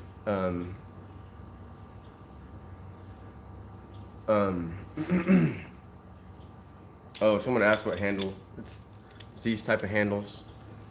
And I was just looking at it, and it says 1971. So about the date range of this dresser, I guess. Or that could just be a model number. So after my mother was out of work for a while after her medical issues, and the short-term disability ran out, and so we had to find a way to make money. I couldn't go work as a medic again, because I did as an EMT. You can either do transfers, where you basically pick up people from nursing homes and take them to appointments, like maybe like dialysis and things like that, or maybe even pick up people from the hospital and take them to where they get transferred in a nursing home. Or you can do emergency, you can do 911. And I was, in the class I was in, my teacher was a supervisor normally you do transfers first and get your experience, and you go to 911. And, but I did real good. I think I was the top of my class, and he asked me to work 911. So that schedule was nuts. It was like 48 hours on, 24 off, 72 on, 48 off, I think is how it went. And so I was there like all the time. So I really couldn't do that schedule with what I was having to do with my family. So what did I start doing first? It wasn't furniture paint. I know this is a long-winded answer, but this is what happened. This is what got me into painting furniture. I went to a storage auction, and they had that reality show that was on, and I don't feel like we watched that a lot. I think I just was thinking about trying to do it to be able to make a little extra money, and we went to a few and didn't buy anything. And then the first time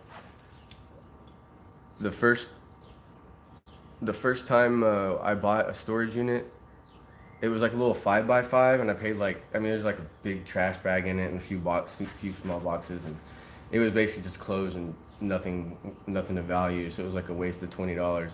And then at the end of the auction, there were these 4 storage units that were 10 by 40 storage units.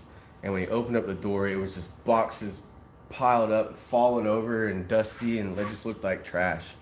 And they said that this was a lady that had passed away. Her family came from Ohio and said they didn't want to deal with all of it. And we're all thinking it's a hoarder, you know, and people are probably worried about the stuff that was going to be in there. So the first unit went for pretty cheap, the second unit went for pretty cheap, and the third unit went for cheap. And at the fourth one, everyone but me, my mother, and one other person walked away. So I think we paid $70 for the storage unit, and it was full, like full up to your chest of boxes and just tipped over and everywhere. We started going through it, and there was like vintage china, like dinnerware. There was stuff like Crystal Ralph Lauren paperweights in the shape of a cowboy boot or whatever. Those were worth $100 each. And there was she had a bag of old perfumes. What was it called? It was an old perfume that our grandparents you probably smelled it before. Someone, I don't know, I can't remember what it was, but it was like a baby powder version of it. And we had like a whole Ziploc baggie full of them. We sold those for like $40 a piece because they're discontinued. So that kind of, all in all, I think we came out ahead like $7,000 or $9,000 out of that storage unit, and that gave us a huge boost. But it wasn't right away. This stuff had to be sold on eBay. The bigger stuff had to be sold on Craigslist and all that. And oh, before I did the storage auctions, I was flipping garage sales. That's what I was doing. I would go to garage sales I would start on Thursdays, and I'd go Friday, Saturday, Sundays if they were there. And because I had the lawn business, I had a route mapping software, so I could plug in 30 addresses and it would map out a route for me. So I'd get all the garage sale addresses off of Craigslist and stuff for the upcoming weekend that were around me, and I'd hit like 20 or 30 yard sales every day. And I'd find cheap stuff and turn around and resell it. That's how I started doing that. And then in the off time, that's when I started doing storage units. So like for instance, I found a box of O2 sensors for vehicles, and they were all foreign cars like Nissan, Audi, and things like that. And the box, it was an AutoZone box, and I was like, it's weird. I don't know if I don't know how they came across it or whatever, but they said, what would they say? There was 30 of them in there, and they wanted $5 each, I think. Yeah, it sounds about right.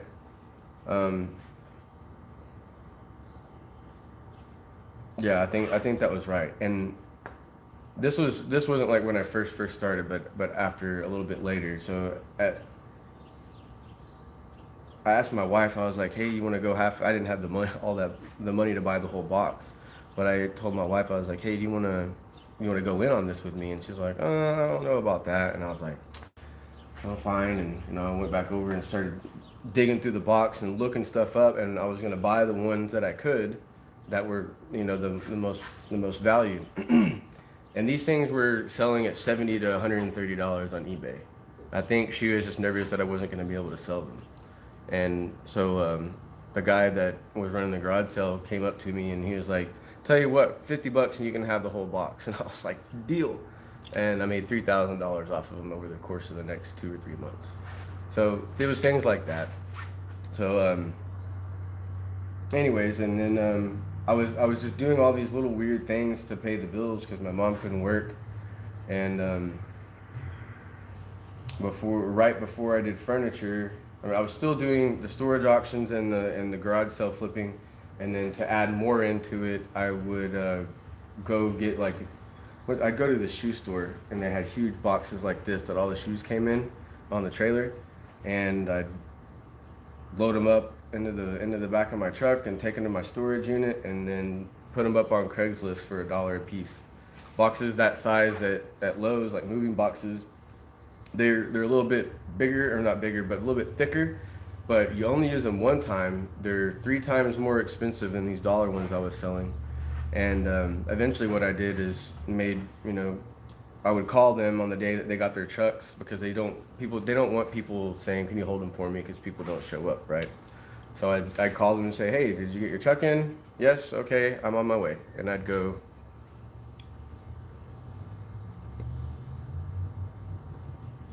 hold on, I'll answer that. So anyways, I'd go around and I'd have a stack of boxes already. So anyways, I did that. And eventually I read about furniture painting and did it for a little bit, stopped. I just did small pieces and I stopped for a little bit because I was doing something else. So I'm not going to get into that. I've already been talking long enough about it. But then that kind of slowed down, and I bought my first two dressers, painted them the same night I bought them, and by the next evening, had them both sold, and I had $700 in my pocket, and kept going from there. So there's your answer. You missed the bit where you met your wife and went from the girlfriend that didn't want to move with you to having a wife. Can we hear the story? Yeah.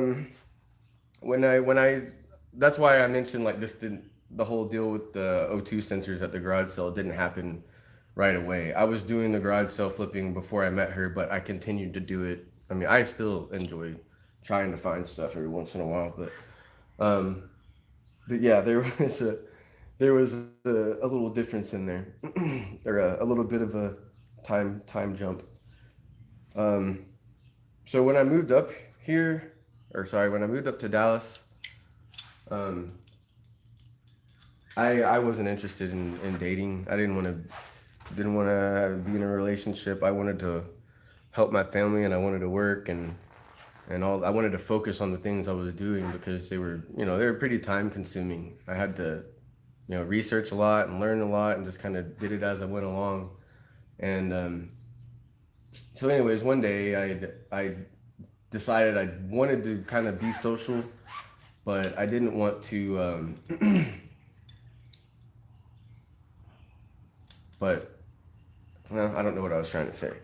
Came across an app on my phone called My Yearbook, and I don't know why they called it that, but it was basically like a Facebook alternative, and made it a little bit easier to meet people. And it was not really like a dating app; it's more like a social, a social app, and that's where I met my wife. I met her on there, and her friend was on there, and we made a few other friends on there, and we'd all go out to bars and hang out and stuff like that. Most of the time, it was me, my wife, and her friend going out, and we'd go out about twice a week or whatever. And I mean, that was fun. I was single. We were all single. I had two beautiful ladies to dance with, and we had a lot of fun. And how did this come along? I think after a few weeks or maybe a month, I think it might have been about a month. I went down back to my ex's house to visit my son for Christmas, and I stayed at the house and everything, and I think maybe she had feelings, and we had talked on through the app and said, oh yeah, no kid, we don't want any more kids. I don't want to get married. She's already been married and divorced. We didn't want to deal with all that. I think we were both thinking that we wanted to be single and just have fun, and have friends and everything. And she called me. She texted me. I remember it was like Christmas Eve or maybe Christmas Day. But I mean, Christmas in a Hispanic family, especially a Mexican family's house, is people drinking and getting drunk. Every year there'd be someone got way too drunk off tequila and was just like had to be held down in the yard or something. It was wild, it was crazy. It was real fun. So I was there trying to enjoy my time with my son, and like I remember sitting in the chair in the bedroom, had like a recliner. And he was like not even, maybe he was about a little over one. And I was just laying in a chair holding him, watching SpongeBob and stuff. And they kept on saying, come outside. And I was like, no, I just want to spend time with my son. And so anyways, I remember I was using the restroom. And when I came out, I looked at my phone, I had a text message, and my wife had messaged me, and she said, well, not my wife at the time, but Melissa had messaged me, and she said, hey, we need to talk. And I was like, oh my gosh, what is this? You know, like, what happened? You know, what did I do? You know, I didn't know if I got drunk or I said something wrong, or I don't know. And I was like, okay, about what? And she goes, I think we need to be together. So that was basically how we decided we were gonna start dating. And then about 3 weeks after that, so she had told me about how she'd been to, you know, we were talking about Vegas for some reason, and she, ooh, man, that lighting's bad. She,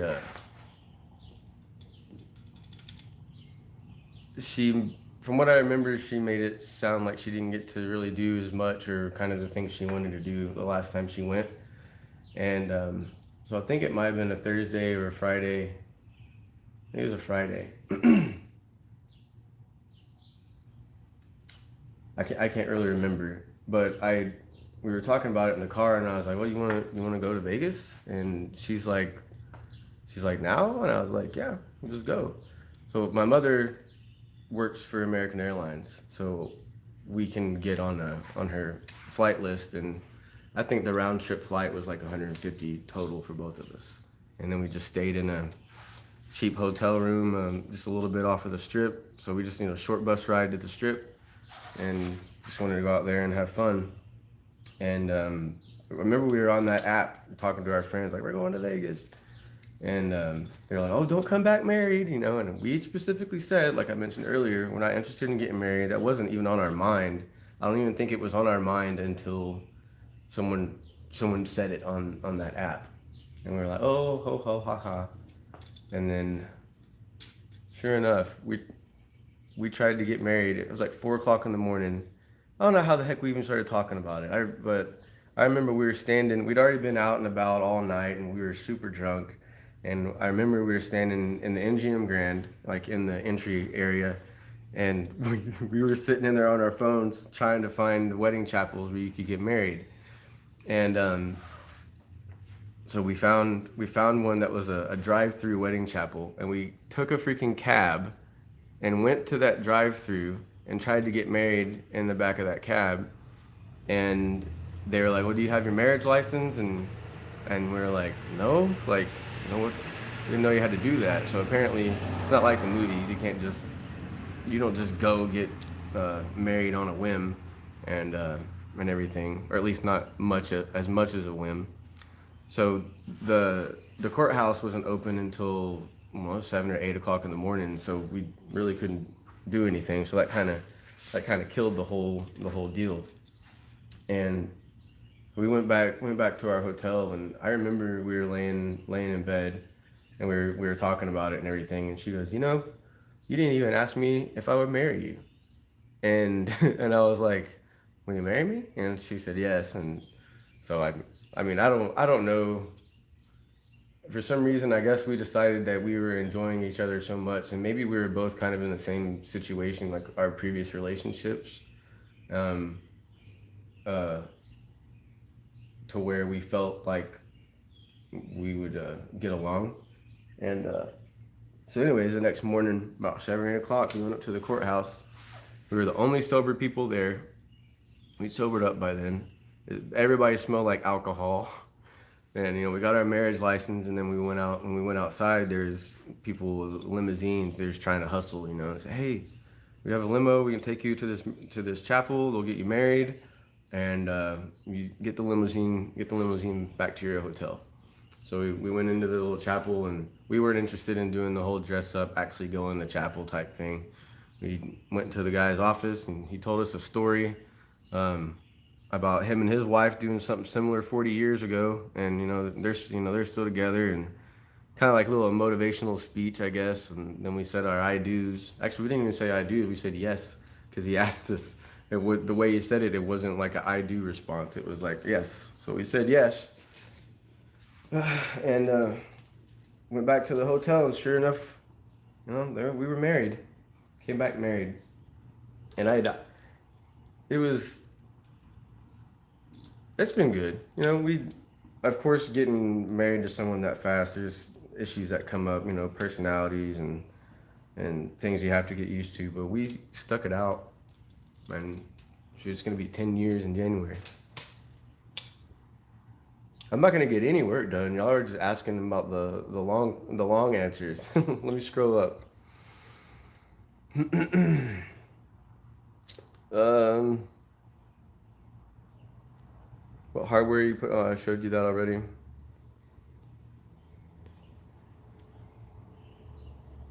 Rockshot, are you still talking about that one lady? Talk about me. I'm getting jealous.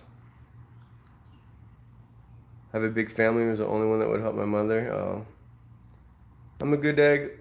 Well, I mean, I've got my, you know, I'm not perfect, but you know, I've done some stupid stuff. But I like to think that I do some good things too. Glad you're your own boss now. Thanks. Thank you. That's what we do. Oh, you do storage units? Those are, yeah, they're fun. And whenever I started doing furniture, I kind of quit doing storage units, but I went to one again with a friend, and it had a bunch of furniture in it and bicycles and then some other stuff.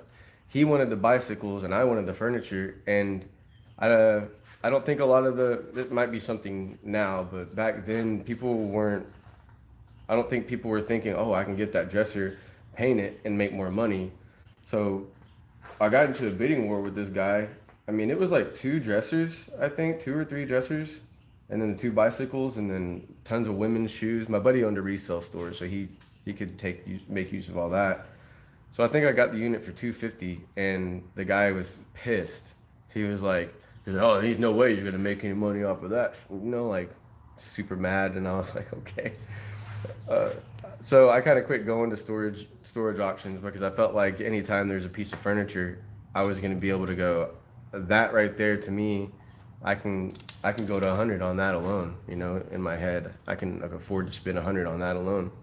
So I would spend more on the storage units, and it was pissing off the other people. And you know how the storage unit game is. Everybody knows everybody. Treasure Hunter, are you a Cowboys fan?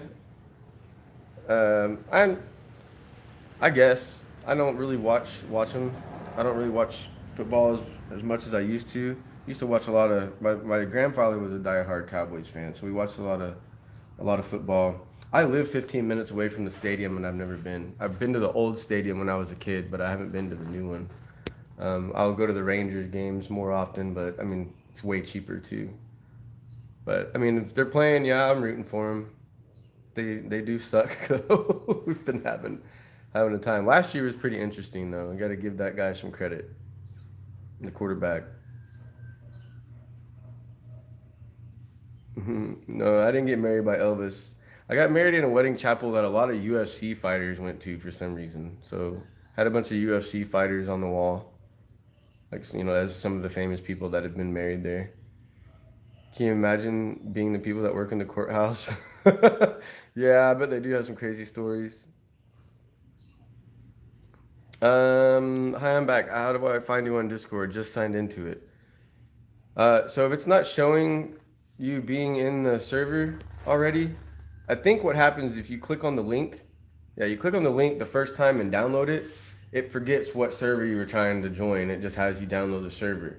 At that point, once you have the app on your phone and you click on any Discord invite link that someone may have, it'll allow you to join their server. It'll open up Discord and say, it'll show you some information about the server and say, do you want to join this server? And you hit yes. I befriended a storage unit reseller, less work but good deals on things you cannot outright sell. Yeah, it's a good idea to network with people like that, and at least a bunch of pages in front of it. Oh, you're doing it on your PC? Yeah.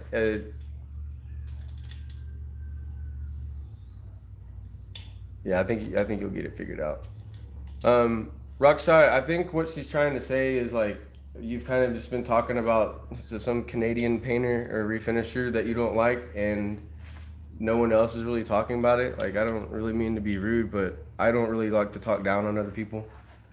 And I don't even know who she is. I don't even watch a whole lot of other furniture painters. So, I mean, like I said earlier, I'm sorry she's rubbed you the wrong way or whatever, but there's nothing I can do about it, and I'm not gonna feed that energy. You know what I mean? I love you, but oh, you like her? She's just is not open. Okay, I don't know. It was kind of coming across as you were kind of upset with her, but and I just tried to make a little joke like I'm jealous you're not talking about me. All right. Gosh, I said I wasn't gonna sit here and talk, and y'all made me do it. Let me get another coat done.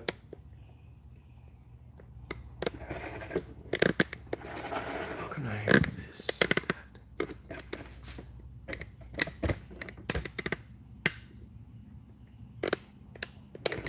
Something like that.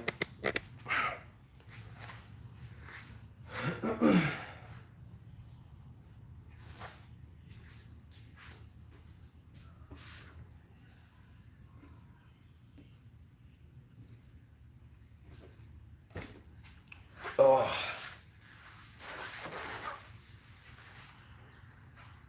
I'm sore.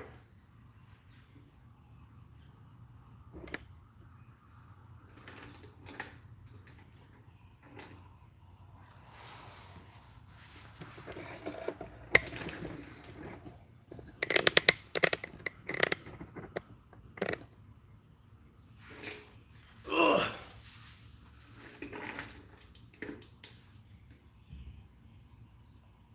I need to do some yoga and stretch it out. Like this. I feel like if I did yoga, all I would do is Charlie horse the whole time. We got like Charlie horses. I'd be the one going, ah! I just try to like stretch or whatever. Be like a Charlie horse right here. Maybe that's because I don't do enough stretching.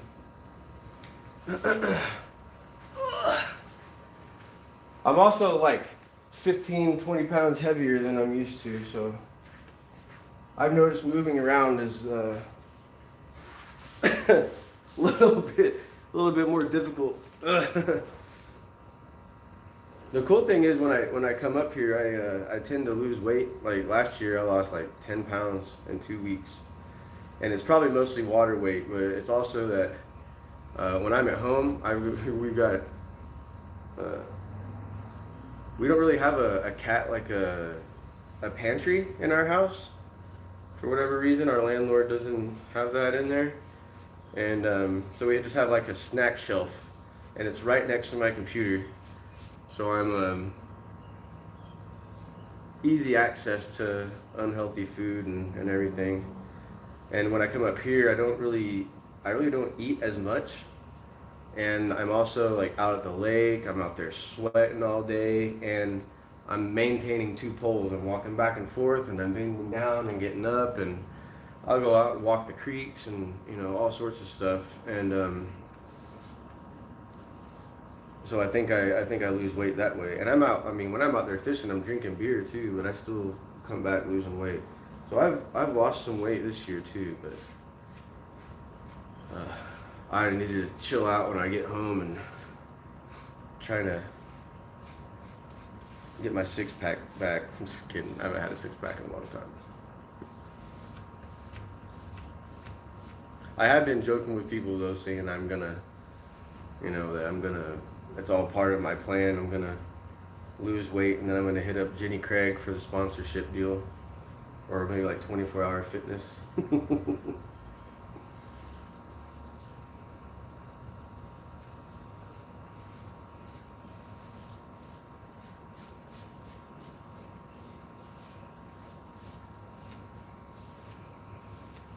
I have found it pretty interesting to see, like I'm not like super big or anything like that, but I've gained enough weight and my belly's gotten big enough that the people, like one day I went up to the corner store to get some beer when I go to, and this guy that works there, and he looked at me. He's a Middle Eastern guy, and he's like you look like you're getting pretty big, you know. I was like, thanks, pal. It's like, it's because of the beer I buy from you. You know, like that was like one of the first things, and another thing that recently happened is before I do my voiceovers, I watch my videos on Discord with my friends, with my friends in my gaming community, not on my server, not my painting Discord. And the reason I do this is because they're interested in what I do and stuff too. And the other reason is because some of us are so close and so comfortable with each other that we're gonna say whatever we want. And so whenever they find something funny, you know, they let me know. And I also, so when we watch these videos, we do it before I have my voiceovers in. So it's just blank audio, all they're watching is what's going on. So at the same time, there's other times where they're like, oh, what are you doing? Why did you do that? Or blah, blah, blah. So that I take note of what they're saying, the good things and the bad things, and, you know, things that I might need to include. Like if they're asking, what are you doing there? Well, I definitely need to talk about that in the video. So what it does is kind of gives me a preview of what people are going to think, because people on YouTube in the comments are the same way. They have no filters. My crotch is not showing. What? What? No, you're oh.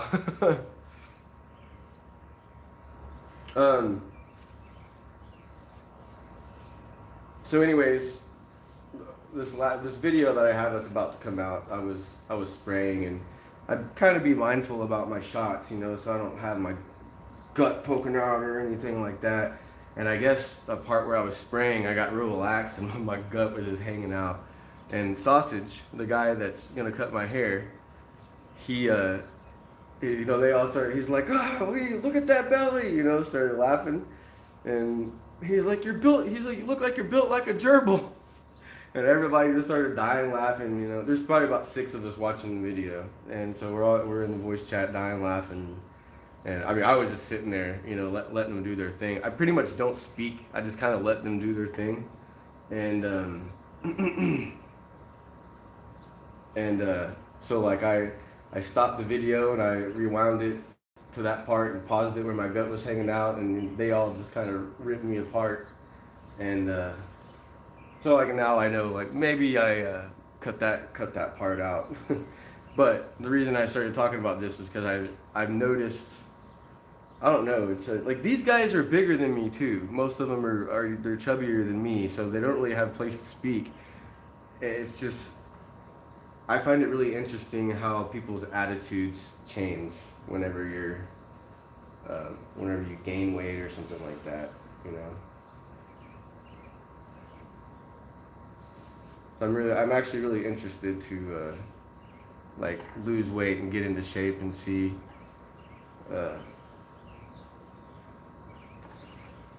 Y'all aren't supposed to be agreeing with him. You gave up on Discord, can't find their email. Oh.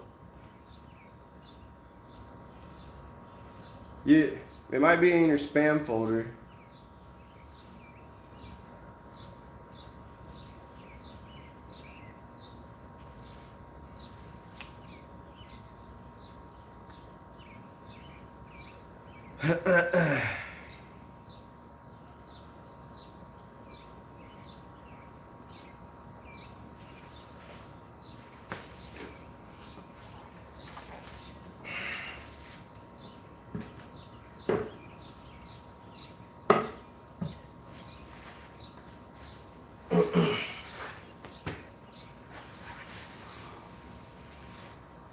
You look 25. Well, I appreciate it. I've always looked young. when I drove 18 wheelers, I drove 18 wheelers as soon as I turned 21, and about 6 months after I turned 21, and I'd have other guys on the CB say, "Hey boy, you old enough to be driving that thing?" And I had a cop pull me over one time in Chicago. When he came to the door, he said, "Is your dad back there?" And oh crap, shoot, forgot to put this on there. I was already expecting to have to give it a little sand and one more coat anyways, because I've been leaning it against stuff when I'm doing the back. So anyways, I was like, no, this is my truck. And he was like, oh, it's like, well, you know the reason I pulled you over? And I'm like, no. And this is what's weird to me, is like why he said that, because I don't know, maybe he was expecting me to just admit to something, I don't know. He's like, oh, we had a report of a truck that looked like yours that was stolen, but you're not him, see you later. I was like, okay. And I think what it was is, back in the day, some of the old timer truckers would be able to grandfather in your kid. I think if they're like 16 or whatever, they could drive with you, and they could get grandfathered in to get their CDL license and everything. That's not allowed anymore. So I think he thought we were still trying to grandfather drive, and that's why he asked if my dad was back there. He thought I was too young to be driving an 18-wheeler.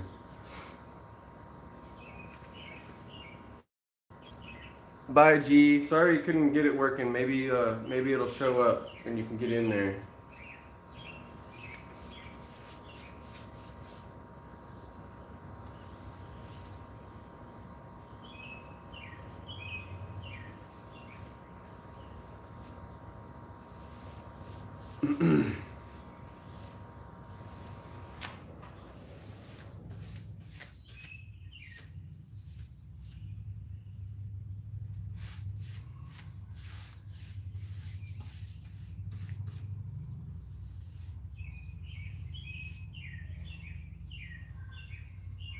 Is my wife ever gonna come get me? Like,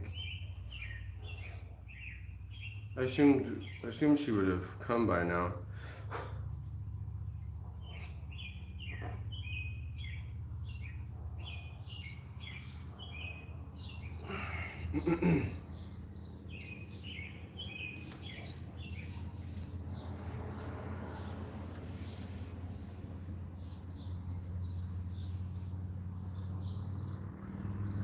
Oh crap, there she is. I have like 2 coats to do. No, maybe one more coat. Yeah, 2. I don't know how many more coats to do on these 2 doors, and distress the edges. What are you doing?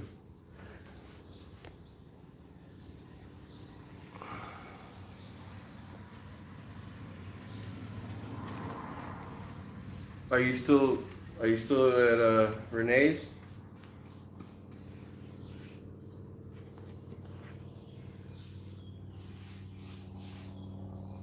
Oh.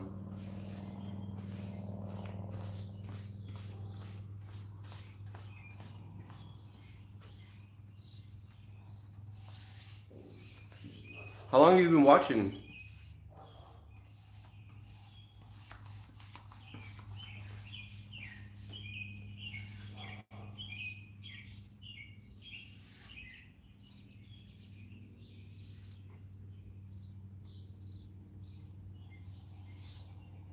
I was literally just saying, like, I looked up and saw that. I was wondering when you were gonna come get me. Thought you would have been here by now.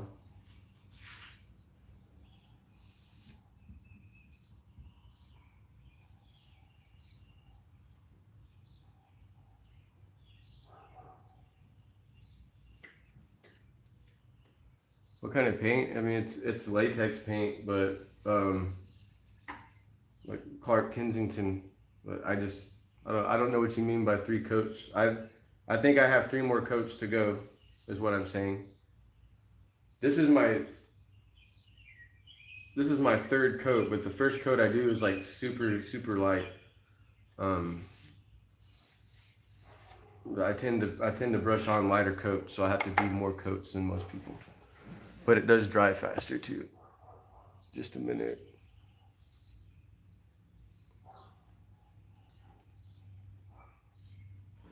Oh, am I here? I think I said I disconnected, but I guess I'm back. Oh, you just got to Renee's? What are you? I thought you were up there this whole time. You've been gone for like 3 hours. Or did y'all go get something to eat or something? It doesn't matter. By the time, all I gotta do tonight is do the poly. I don't want to do it during the day. I want to have more humidity. Stuff's been drying up too fast on me. So I'll probably stay up for a little bit tonight and do the poly.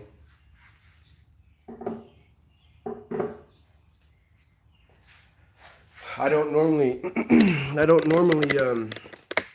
I'm gonna be using a sponge to apply my poly. I don't like brushing it on. And black shows top coat mistakes way easier than other colors. So I'm gonna use a sponge with some pantyhose and do it. And I don't want to, if it dries up too fast, it looks streaky, so I want to avoid that. Let me scroll up and see.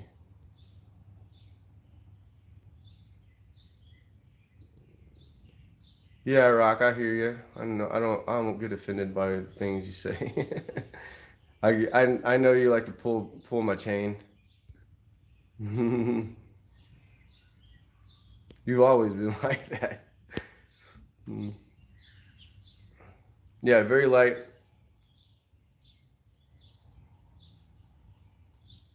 What do you mean the prep doesn't done well? That's why you need to do more coats? I don't know. I've always explained to people how I do my painting, because when I first started painting, I didn't like brush strokes. I didn't want to see them, and just by trial and error, I realized that whenever I was putting paint on thick, there would be more brush strokes. So I started doing it thinner. And to do it thinner, I figured out I needed to water it down. So I started adding a little bit of water to my paint. And so I started doing it like that. Every coat is fairly thin, but each subsequent coat is a little bit thicker than it has to be able to get it to cover. So in the end, oh man, I get some mosquito spray. I just caught one in the act.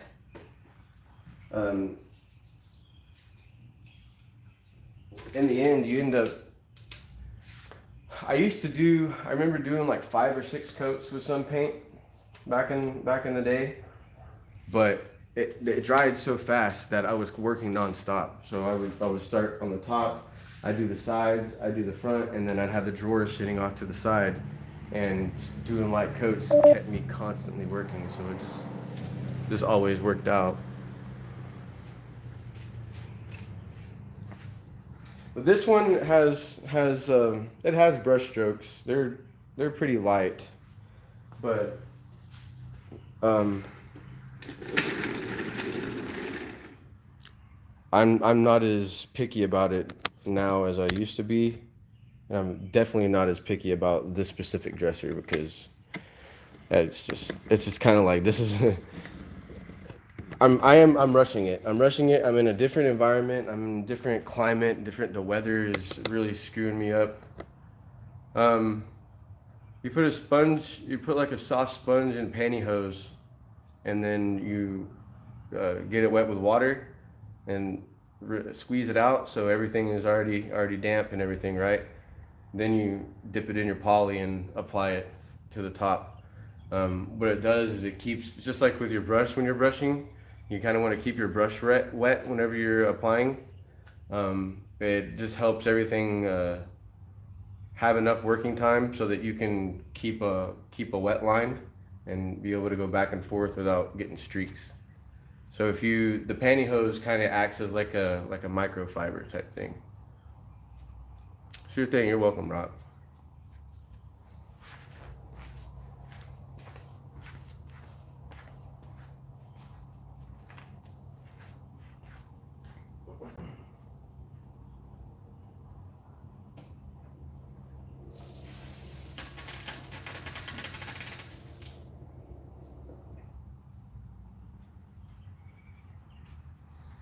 And to be honest, I've only applied poly with a sponge like 3 or 4 times.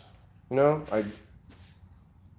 I wouldn't consider myself a master of it by any means, but when I've done it, it's worked every time. And this is information that I've learned from just observing people in Facebook groups asking those questions. I'm watching you to get some pointers in order to redo an old dresser. Wish me luck. You might want to wish your dresser luck instead. Ah, you got it. There's nothing that you can do when you're painting furniture that's like a permanent mistake. I mean, there are things, but if you do something up wrong with the paint, and it needs to be fixed, you can sand it down and start again. Yeah, it's going to take you longer and it's going to frustrate you, but you can just take a step away for a little bit and regroup and then get back to it later. You definitely have to have a little bit of perseverance.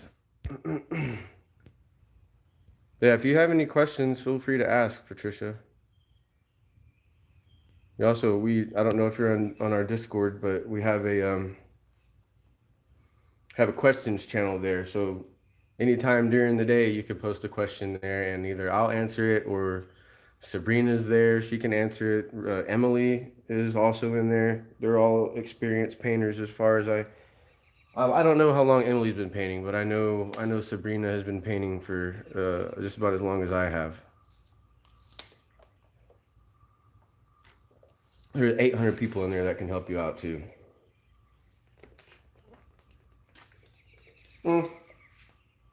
I lied. There's 800 people in the server. Not everyone can help. Man, a bunch of people left.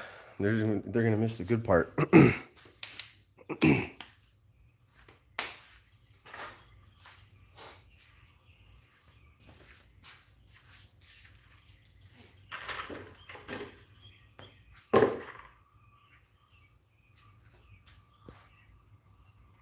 No, not a sponge brush. Just a sponge. You can use a sponge brush, but where's my?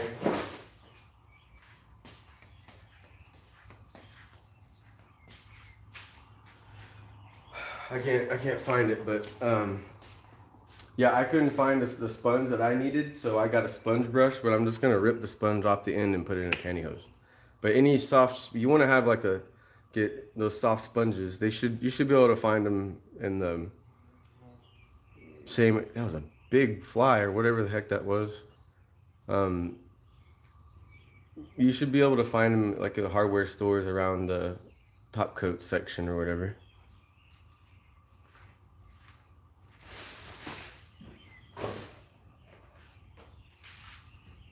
It's kind of reference. Sponges that are like this. The soft ones. Do I have to use a special paint to paint kitchen cabinets? I have an old 70s bedroom set for my mom, and I have no idea what kind of wood it is. You don't really have to have a specific paint. Really, what you need to do is make sure you prep it properly so that no matter what paint you put on it, if you don't prep it well, and cabinets get a lot more use than furniture, I think it would be a good idea you want to make sure you clean everything well, especially around the oven area, where grease kind of gets up on the wood over the years. You got to get all the dirt and grease and grime off, and give it a little light sanding, and then use the paint of your choice. Some people prefer oil-based paints for cabinets. There's a couple chalk paint lines that it seems like everybody's painting their cabinets with it, but then there's other people that say they don't like the paint. There's no good perfect paint. That's your answer. The best thing you can do is buy a high quality paint. Don't go to Walmart. Don't go to don't get the Color Place. The cheap $20 a gallon paint.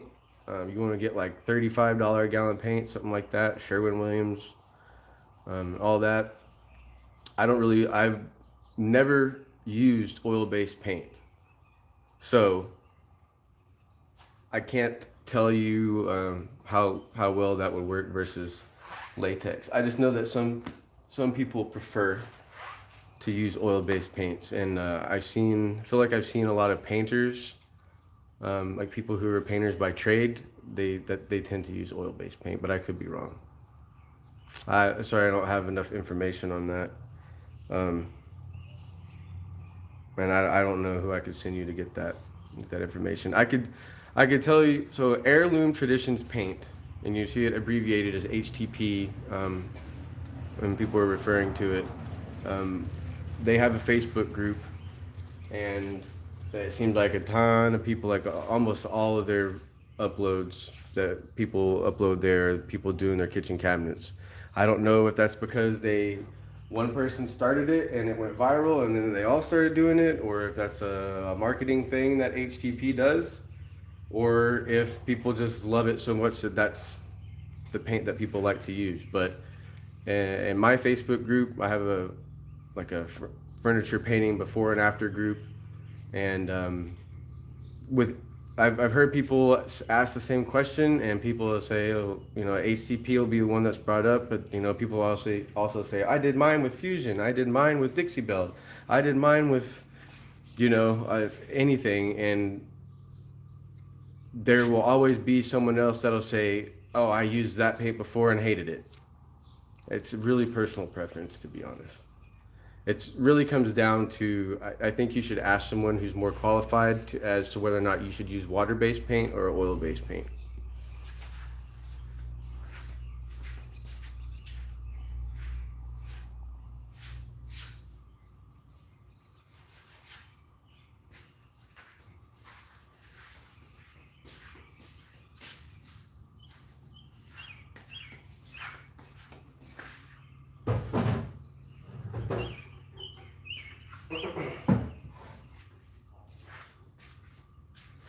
Prep is the key, pretty much. Yeah, but see, Heirloom Traditions paint is a chalk paint, and so people are painting their cabinets without prepping. I don't know if all of them are, but there's people that prefer to use chalk paint that still sand and don't do the whole I don't need to sand thing. Just because it does, chalk paint does stick well, but it will stick even better if it's sanded. So why not? Especially if something that's going to be open and closed and slammed a whole bunch and all that.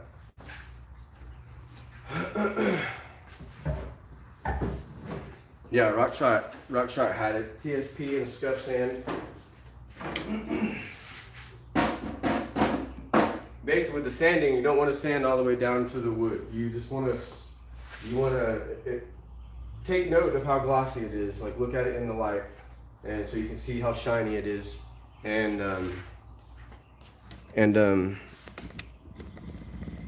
get some 120 or 220 grit sandpaper and lightly scuff it so that it gets cloudy, and you're good. That's prepped, including also the cleaning, of course.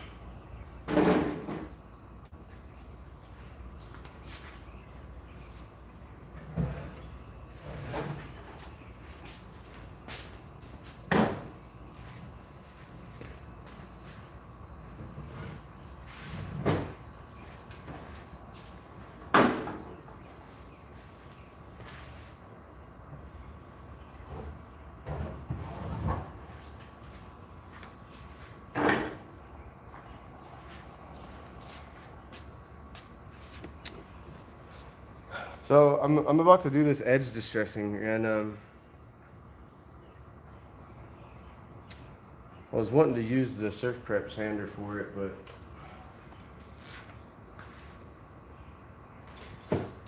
if I want to or not. So I swear I want to do it.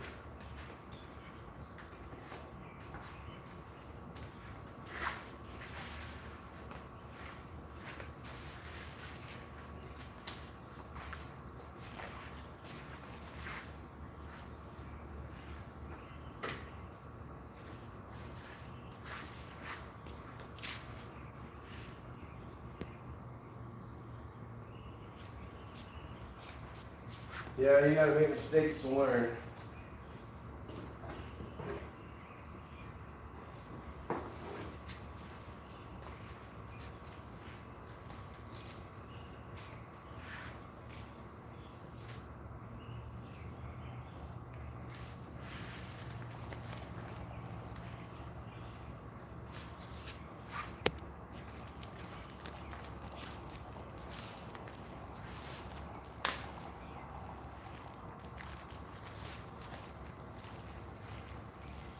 Open this.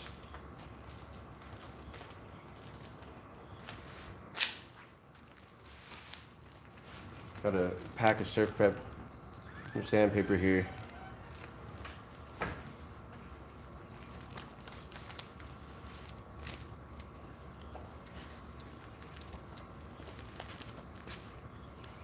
$320,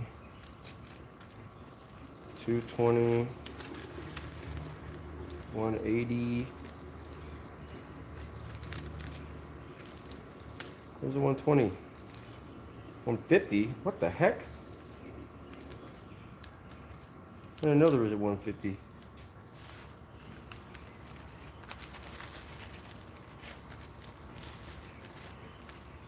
I'm not talking to you, Smokey. Whenever I'm talking to you guys, he's sitting here staring at me. Hey, what are you doing? What are you doing? You want this? Oh, alright.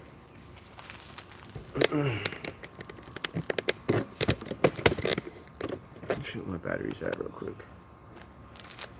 Yeah, that app I was using yesterday, it wouldn't allow my phone to charge when I was using it also, along with the mic popping noise when I spoke. It wasn't like I was right here talking. Even if I was back here, it would go pop, pop, pop, pop and crackle. So I didn't use that app today. My phone got low and is charging back up, and my voice isn't popping. So guess I won't use that app.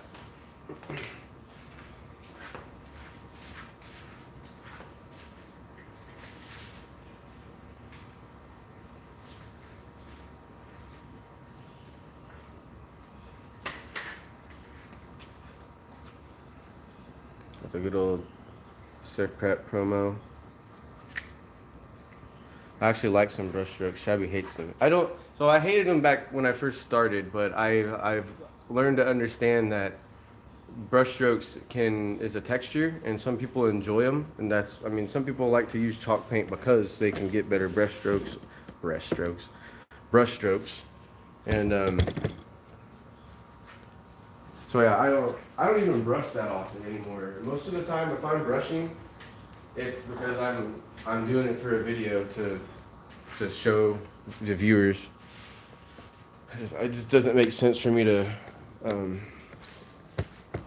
use my sprayer that most people aren't going to go out and buy.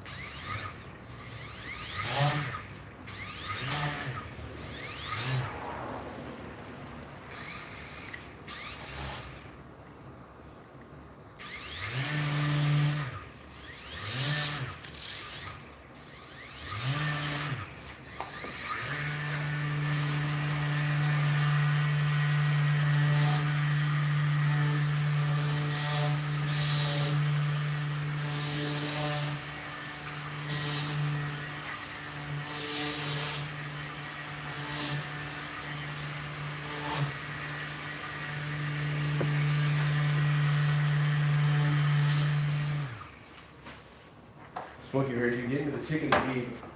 He's been looking at that door ever since. He thought you were getting dog food.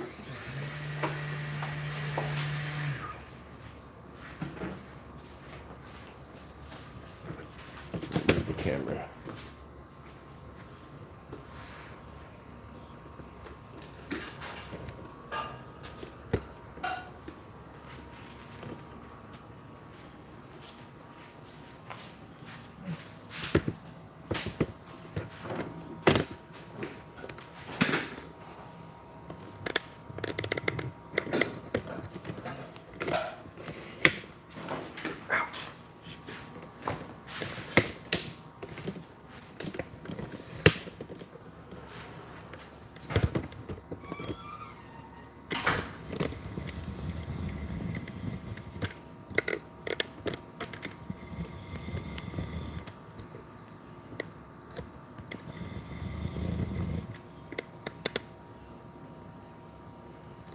Yeah, the color looks a little weird sometimes, and when I'm applying it, when it's wet, it does look blue. I was noticing that today.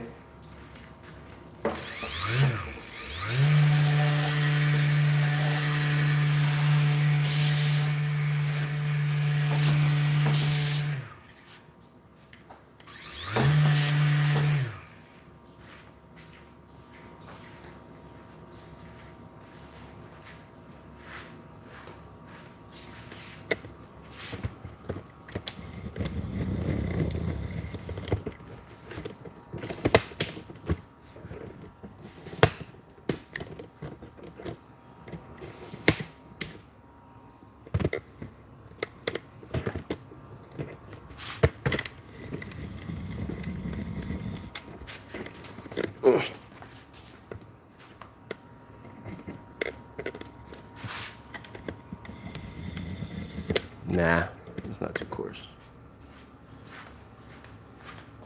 This is how I do it every time, Rocky. Oh, I was gonna turn off these lights back here.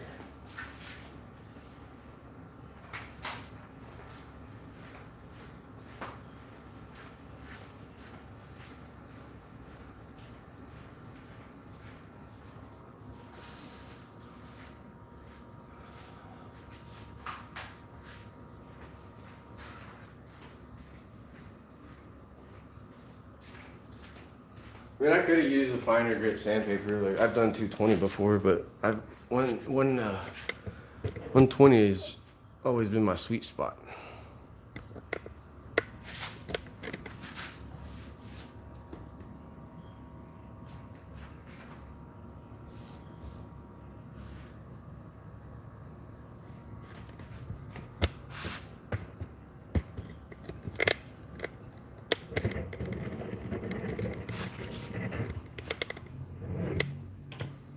Trying to get this whole thing in the view.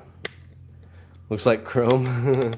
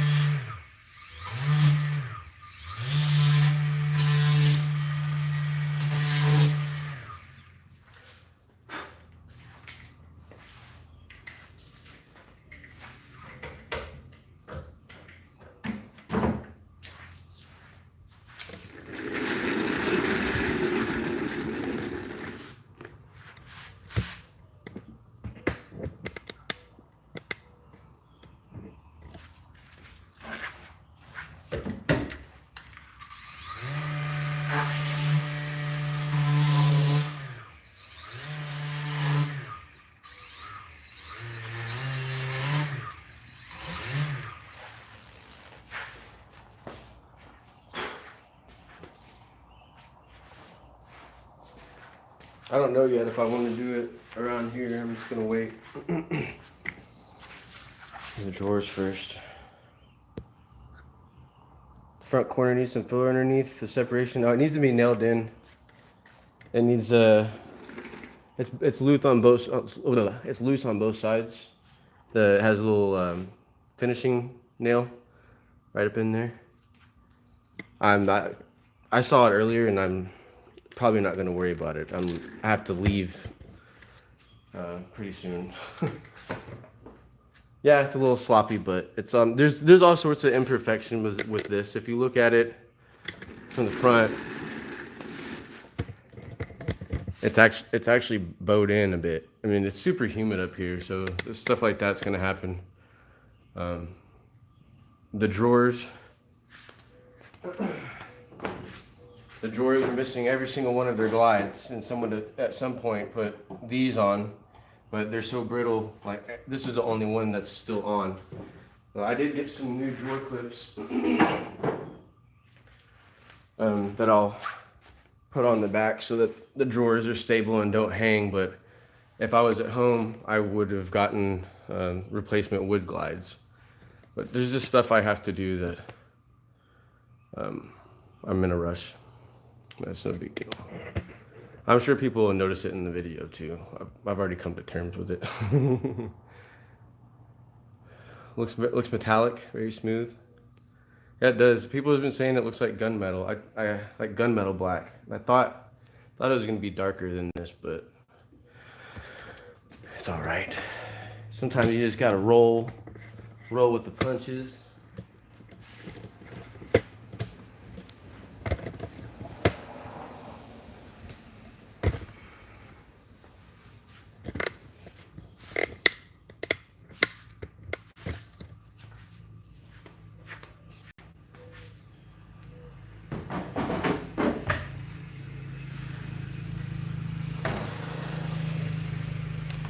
How do I want to do this?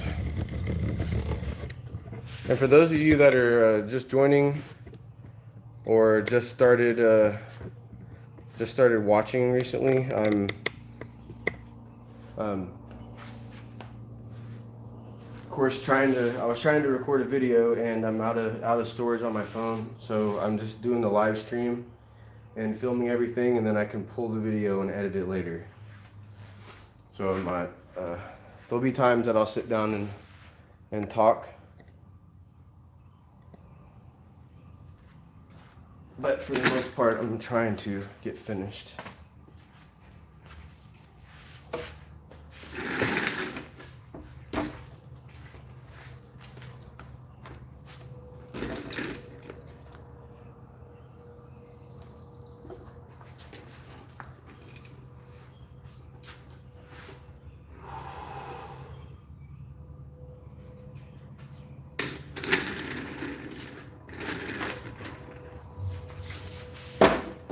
So sometimes I wander around like this trying to find a shot. That's what I was getting at. I get to where I'm just trying to find a good shot, and sometimes it doesn't work out. Looking forward to the before and after on this one.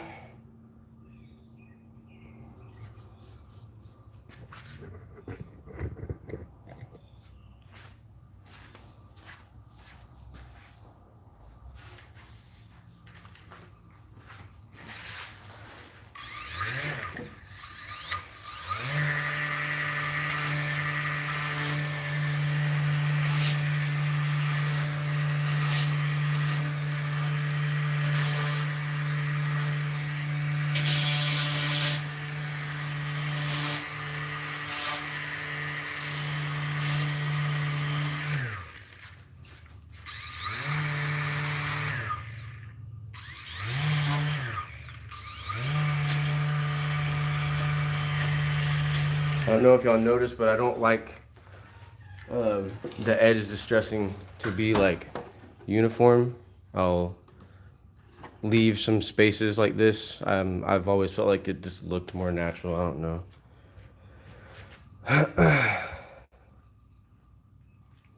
Must have been sitting some heavy duty step ladder. I'm assuming someone had a TV on it, to be honest, like an old TV, like. Know what I mean? The other thing too is a lot of bigger dressers have a support in the middle so that this doesn't happen. Humidity is going to bend wood on its own. The weight of it on its own will pull it in. And these people had it sitting out in the carport when we got it, so no telling how long it's been in storage with no climate control or just sitting in a garage somewhere. All that will cause furniture to warp.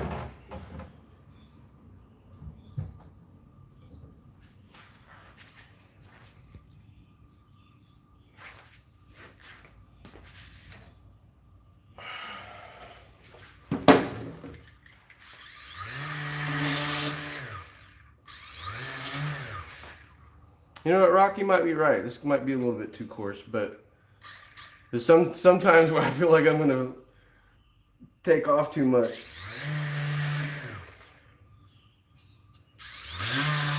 But since I'm already on this, I don't wanna use a lighter grit and things change. You know what I mean? Like the distressing the way to look.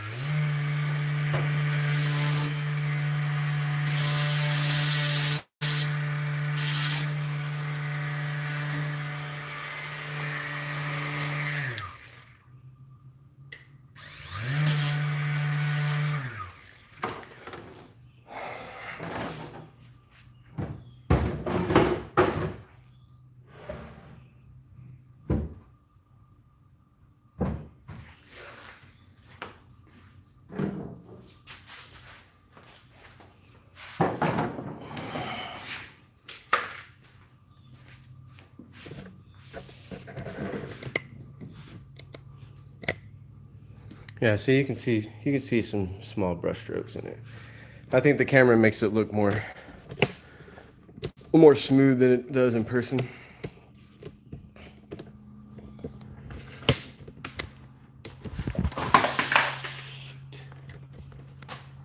No! Ah!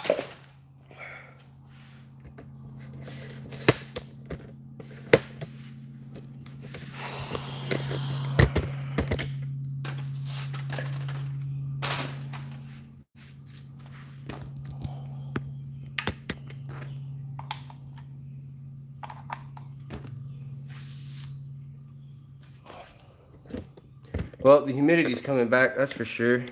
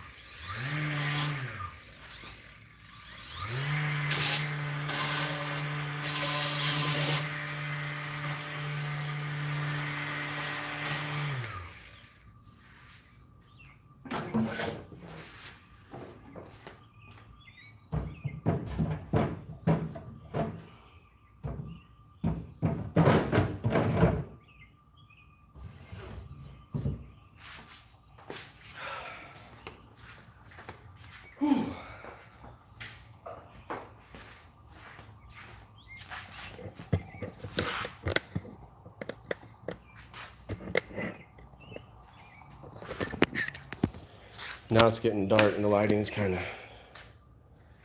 of crummy. That's all I wanted, just a little bit of edge distressing. I really don't want to have to do it right here though, like on this.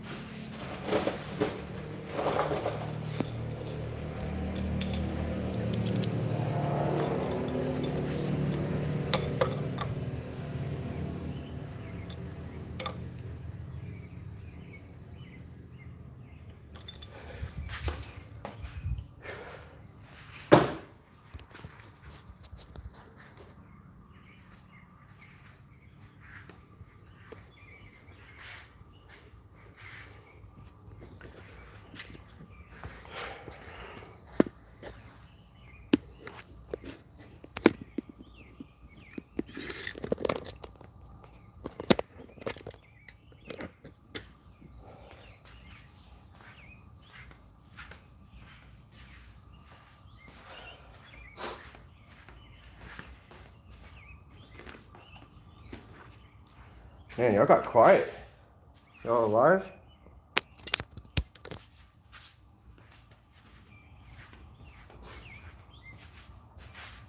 Do I need to talk about more food again?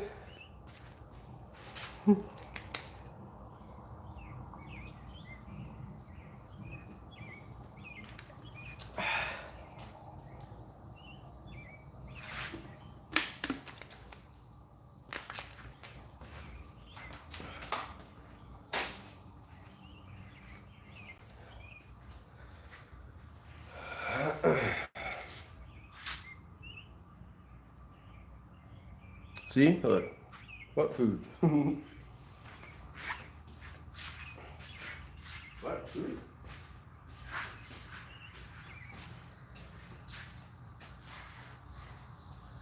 Yeah, it's getting dark, so I'm gonna have to move the dresser like I did last night.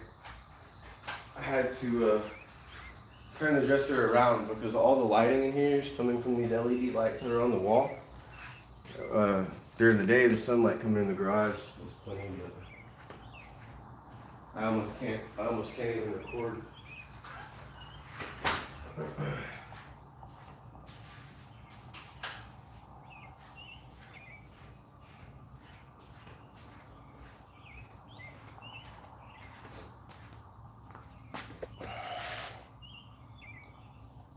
Well, before I do that, I'm going to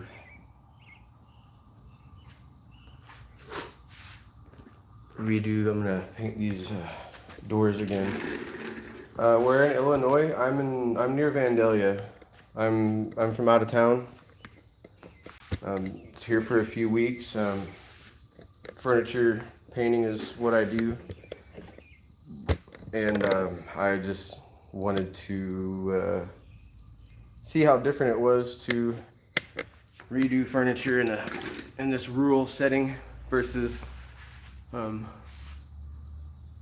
Dallas. The DFW area has like 7 billion people. What are you doing? I'm not even talking to you.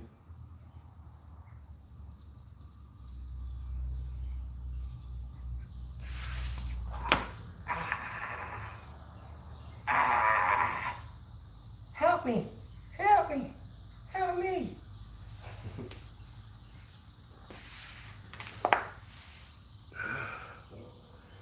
Oh yeah, bunch of stuff in Peoria. I was in Chicago about a week ago, but I didn't get to do any thrifting or looking to see what the furniture climate is like. Thanks for subscribing, Robert. Hey, what's up, PF? I didn't get a chance to check your channel out yet. I'll probably get to check it out when I get home because I'll be driving for about 12 hours tomorrow. Won't have a chance to do anything.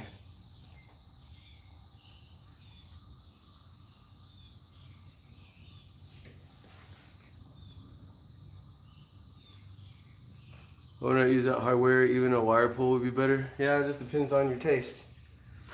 This hardware divides people, I swear, right down the middle. There's people that like it, and there's people that hate it, and that's it.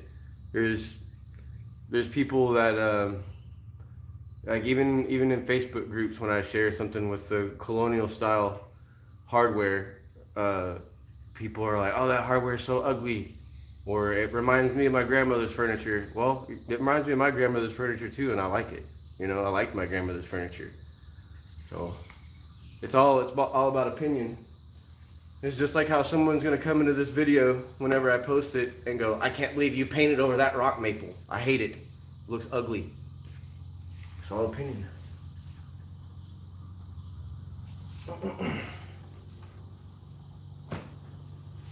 But the cool thing is, in the end, it's gonna sell either way.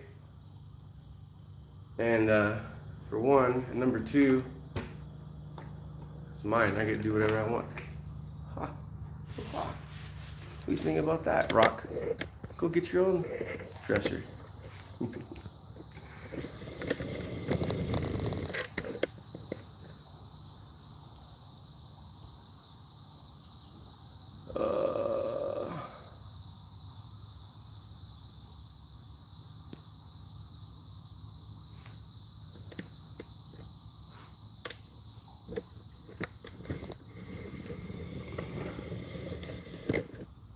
I'm just giving Rock a hard time. Rock's a good guy. He's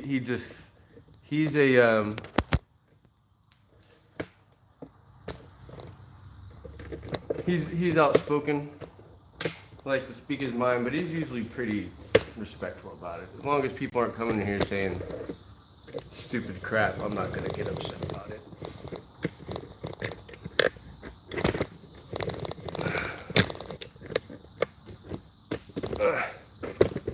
Can't get this angle without y'all having to look at my crotch. I was supposed to have to do this. Did I have it before?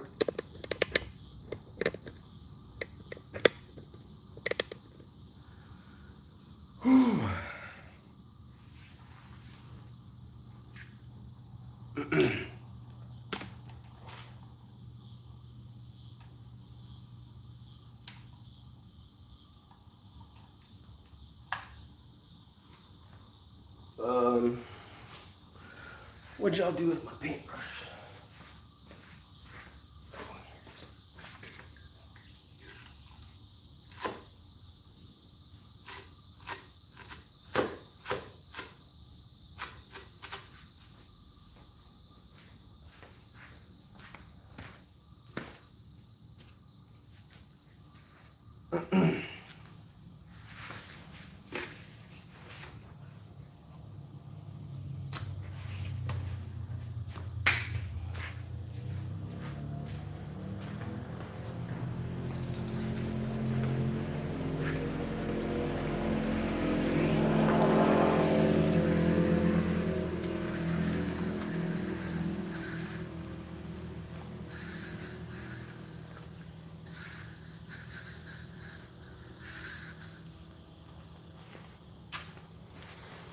Oh, mosquitoes are trying to get my vittles.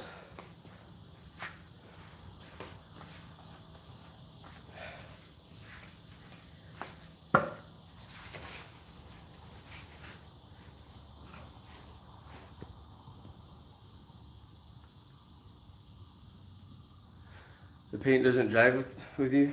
Yeah? I never expect what I do to please everyone. You should have seen last night. Half the people here were telling me to do different things. A lot of people I didn't recognize. But there's some good suggestions, but I keep having to reiterate to people, like, what I'm doing.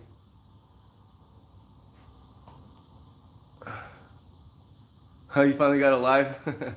I'm glad you made it, even though it's in the middle of the night for you. What I'm doing, especially with this video, is, you know, I went and I got the paint and I got the furniture I got, and if I wanted to change the handle, I mean, I knew people were going to say stuff about the handles, but did I want to try and find handles at a local hardware store that was either going to fit those holes, or me have to fill them and drill new ones. You know, just adding more work when all I'm trying to do is do a simple project. I just keep having to reiterate that I don't want to restain the top. I mean I do. If I had it my way, it would have cut pulls, a darker stain top instead of me painting it. I would have taken this stuff off at the bottom and put legs on it so it looked modern. That stuff is really popular right now, not only on YouTube but also in the city. People like the modern look. People also like this look too. So, in my opinion, it's kind of just the same as any time I upload a video. People are gonna love it, and there's people that are gonna say, nope, don't like it. And in the end, it doesn't matter. I mean, your opinion matters, but it's not gonna change what I'm doing, and it's still gonna sell. I've been doing this for 9 years. It's gonna sell. It doesn't jive with you, you know, and other people might not like. Watch when the video goes up. Watch when the video goes up, and let's see how long it takes for someone to say they don't like the hardware. And it doesn't count if y'all say it, so don't. We'll just see. I guarantee you, day one, someone will say they don't like the hardware.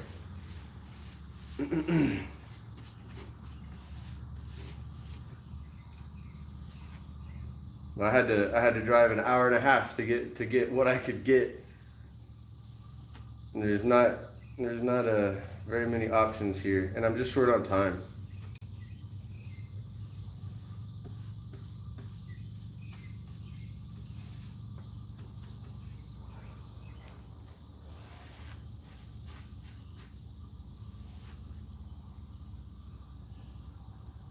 Not to change the subject, I'm done with that subject, but not to change the subject.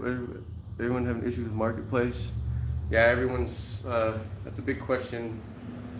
It's a big topic in the Facebook group. People ask that just about every day. And yeah, people were...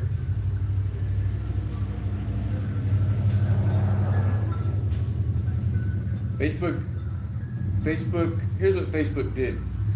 Facebook replicated what Craigslist was doing, right? Made it free, made it better, made it easier to search, made a review system so it'd be easier for to decide on your purchases and all that. They gave it to us for free, and they dangled the carrot out in front of everyone. And then once everyone switched from Craigslist to Marketplace, just like they did Facebook business pages, they throttled back the traffic and put in boost options, which they already had for Facebook business pages back in the day. But in 2015, that's when they throttled. They cut back on how many viewers your post would see, and wanted you to pay to boost your post to be able to get more viewers. And for me, I paid, in my first year of business, I spent $4,000 in advertising to get my page to where it was, to gain the followers, to get fast sales and all of that. So whenever I'd post, a good post of mine on a real nice piece would get about 9,000 views, right? With 10,000 people. And it's about 8 or 9,000. So 8 or 9,000. So 80 to 90% of my viewers that I've already spent money on to get them to come to my page, it was worth the money. And in 2014 or in 2015, when Facebook did their initial public offering for their stock, and it tanked on them, they had issues with it. One of the ways that they fixed that was to nerf business pages and want you to pay to get the views. So now whenever I would post something with 10,000 followers and it had it was good traffic, 2,000 or 3,000. So they went from letting my good posts go from 80 to 90% of my viewers a lot of them that I'd paid for, to 20 to 30% and wanting you to pay. And now the amount that they want you to pay to get those views is ridiculous, because they know they have a monopoly. That's my opinion of why they do it. So now with Facebook Marketplace, you have the same situation.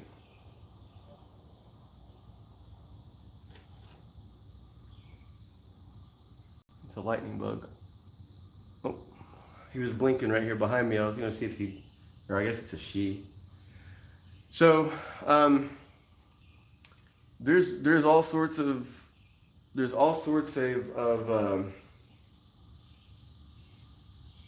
opinions on what you can do. A lot of people say you need to stage your furniture better, which that definitely helps. I know that helps with people at least clicking on it and seeing it more. So because it's an attention grabber, compared to just taking a picture of it on in a garage. Basically, what I do, I take a picture of it in my paint booth. I don't have a place to stage. They all, people talk about the different keywords to use. Some people say to put your dressers in the cabinet area or something like that, like kitchen cabinets or something. And because there's less people looking there, somehow you get more. I don't know. You get more views, something along those lines. I'm not explaining it right.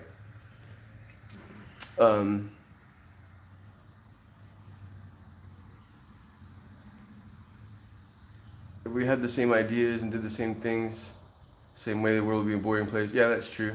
My favorite paint to work with is Valspar, just because I've been using it forever. I've never had any problems with it, and I spray the majority of the time. So any sort of chalk paint or mineral paint or whatever comes in small containers like this isn't going to work with my sprayer that has a 25-foot long hose.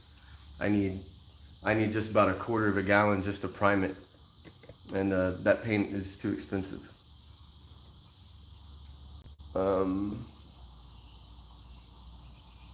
See the slick chrome? Yeah, see the chrome, I mean, like I said, if I thought about it when I was at Ace Hardware, I should get like silver or something like that, so I could have like black and silver. I have silver gilding wax with me that I brought, so I could, because I always do a bunch of gold, I figured I'd do black and silver. And then once I got to thinking about it, I was like, you know what, I'm just gonna do some quick, look how quick that distressing was. I'm not having to sit there and rub wax on it 2 or 3 times. I don't have to pay extra for spray paint. I don't have to find a place to spray paint around here. I can't do it in here. There's cars over there. It's been raining half of the time, so I'd have to do it somewhere outside in the rain. You get what I mean? So it would be nice if I could have done some of those things, but I looked at my options and tried to do what I thought was best for me while I'm up here.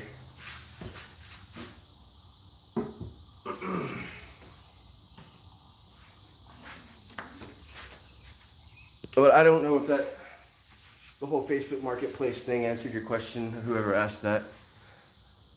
I have to say you're such a nice change from all the women painting furniture videos. Honesty and real personality showed through the screen. I love it. Oh, well, thanks. I think I mentioned this before earlier. I don't watch other people's videos. I don't know if Sabrina's already left. I watch a few of Sabrina's and Furniture Flippers videos because they're like my little YouTube babies. Sabrina's been doing furniture as long as I have, but just recently, or I guess 5 or 6 months ago, wanted to do a YouTube channel and reached out to me and I was willing to help. Before that, Furniture Flipper, I think he was fairly new to painting, and he wanted to start a channel, and he was my first YouTube baby. And oh crap, I keep doing this. I keep forgetting to put this rag down. And so basically, what I watch some of their videos so I can give them some advice, but there's times too, like the past few months I've been taking a break from uploading to YouTube and everything, and I've talked about that, and I haven't watched as many of their videos, but I see their discussions, and I chime in. We talk on our Discord channel. We have a secret, not a secret channel, but we have a channel that's hidden in the chat channels just for us to talk about content creation, YouTube and stuff like that, because we don't. I don't want the. I know some people don't have their notifications turned off because they're new to Discord, and I don't want them to like get annoyed by us talking about nerdy YouTube stuff all the time. So if you have the content creator role, you can view that channel. So anyways, they'll ask, kind of helped Flippa, and then now I kind of think he's at the point where he kind of steps in and helps out with Sabrina as well whenever I'm not around, and I help them here and there. And, if I notice something that they're doing in their videos, I'll tell them, like, hey, you should probably do this. Or Sabrina was holding her spray gun wrong for like 4 videos, and little things like that.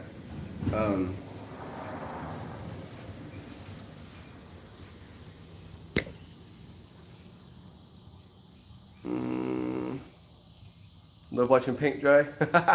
Hi, Katya, or Carlos, or both. What are you up to?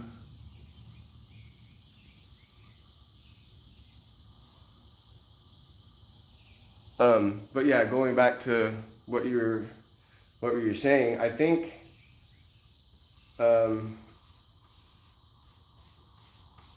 what it is I think it's just it's a good change of pace for a lot of people. Someone said this yesterday too. Like they enjoy watching a guy do it, and I think we just present things differently, maybe. What I was getting at about saying I don't really watch other people's videos. I don't really know exactly what you're talking about, like as far as what they're doing that I'm not doing and things like that. But everybody has a different way that they bring. Oh, you're just stopping by? All right, I appreciate it. I'm gonna be going home tomorrow. I'm trying to finish this thing up tonight.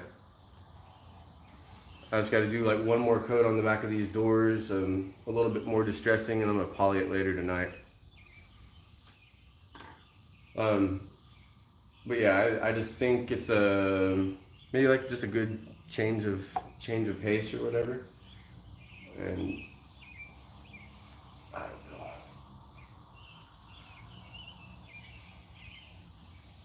But one of the reasons I don't watch other people's videos a lot is it's like when I used to own a lawn mowing business. My lawn was the worst freaking lawn in the neighborhood, because working all day, mowing like 20 or 30 lawns a day, I didn't want to come home and mow my lawn. So like when I get on YouTube, I'm watching like food videos and stuff. I'm not watching furniture videos.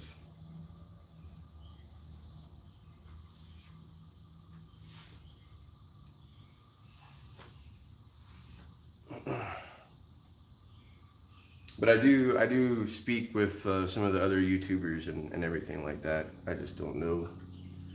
I really don't know that much of a difference between our content.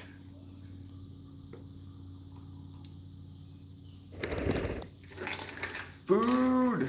Yeah.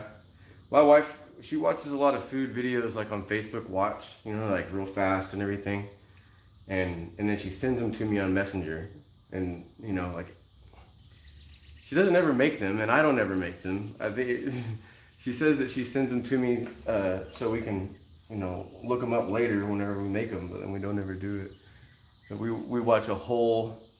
The Cobbler's Children Have No Shoes. Yeah. Oh, I'm getting old. Getting old, y'all.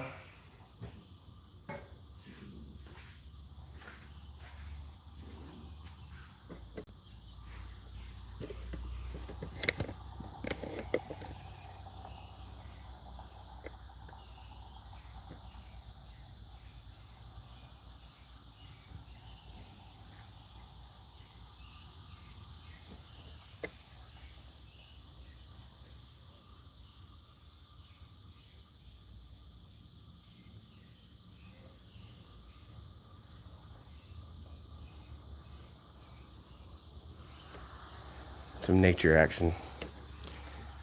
Everybody here likes spiders?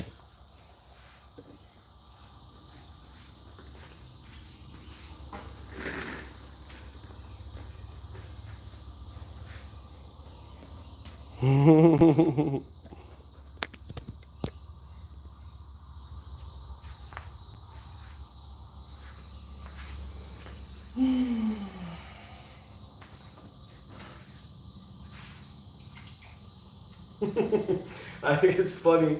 I think it's funny that right as someone says, I like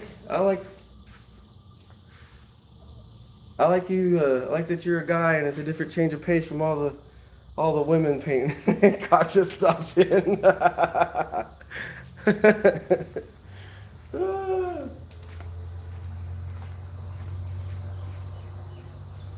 And the reason I think that's funny is because like I said, it gets brought up a lot, and what I really think it is me and Carlos have talked about it. It's we have two totally different.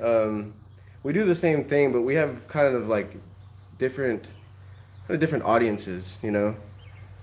So there is that. That could be the reason. Some people like to people just like different things. That's the short answer.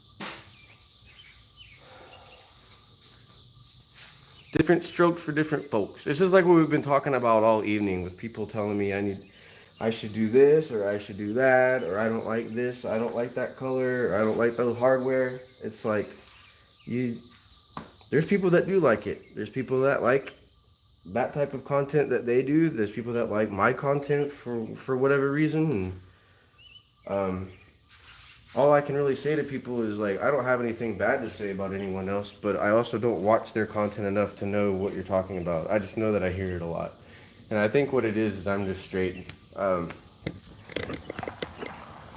that license plate. I don't like talking to the camera. First of all, I don't mind doing it with live streams, I guess. But when I first started, I always say this. I didn't mean to be a YouTuber. I just wanted to give people information without having to type it out all over, over and over again, like I had to do on Facebook. And so I never really wanted to be in front of the camera and talk to it or anything like that. And that's what YouTubers do. That's their job for the most part. So I just kind of found a way around it, I guess you'd say.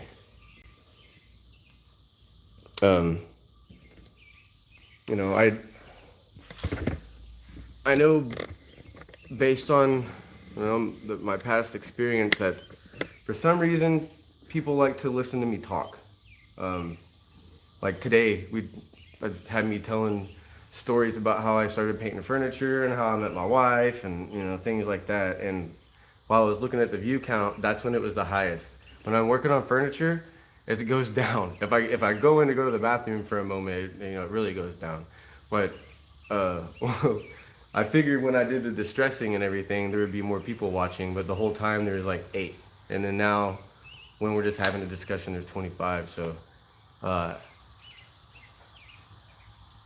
I kind of looking at it like how I do my videos whenever I was starting out. Upload a video and see what people like and what people don't like, and I'm starting to think we'll just do live streams, not even paint any furniture. We just eat food and go walking. And I think it might be that y'all, I don't know how many people here. Okay, there's 25 people here, and maybe there's some lurkers that aren't, maybe they're not talking. The color you're using is a Pantone color of the year? Really? I didn't know that. Midnight Stroll? Yeah, Katja is really, really talented. And, gotta give credit to whenever I do here's the thing, when I watch other painters' videos or pretty much any other creator, I notice things on things that are on the back end. And what I noticed with Katja's videos is the camera work, and I'm like, that's not her doing it. And so you know, her husband, I think, does a lot of the editing and production and stuff like that. So she is really talented at what she does, and I think he is really talented at that. And a combination of that, that's why y'all are a powerhouse, you know. Doing and I mean, they I slowed down on YouTube like before last year. I think last year I only uploaded 6 or 7 videos, and like once every month or once every 2 months. And there, I think even before that, I kind of slowed down a little bit and was kind of taking a little break. And you know, I noticed Katja catching up to me, and then she passed me up, and then she got to 100K before me, and then you know, she got to 200K before me. And if I had a problem with that, I probably wouldn't still be doing videos, you know. I like seeing, this is kind of like how I was talking about my YouTube babies earlier, about Sabrina and Flippa. I enjoy seeing people succeed, and the thing is, like, my YouTube journey has been, it hasn't been a full effort, and so with that, you know, I've grown a lot slower. Took me a lot longer to get to the point to where I am versus other people that have created channels and blew up and gotten popular. But I like to see people succeed and know that they're making a good income. Like, we get to double up or more on our furniture when we're doing projects. So it's nice to not have to, you know, be worrying about where to get furniture and all that all the time. Is that a bat? Oh, where'd it go? It left. There was a bat flying around catching insects. But yeah, and when people, I think that's kind of why I kind of went on a tangent whenever I was talking about.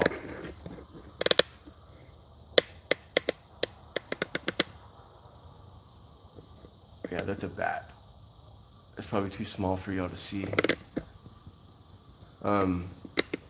But whenever people come in here and they say, "Oh, I like your I don't. It puts me, I feel like, in a weird position when people say, "Oh, I like." It's a nice change of pace versus all the ladies and stuff like that. And I like to think it's just because I'm a guy. But I just know that our content's different, and when people say that, to me, that means you don't like the way they're doing their content, and I don't want to talk anyone down, you know? I mostly get along with everyone. Wink, wink to those that know. And even then, you know, I don't have any ill will against people that I don't get along with. I just separate myself from that.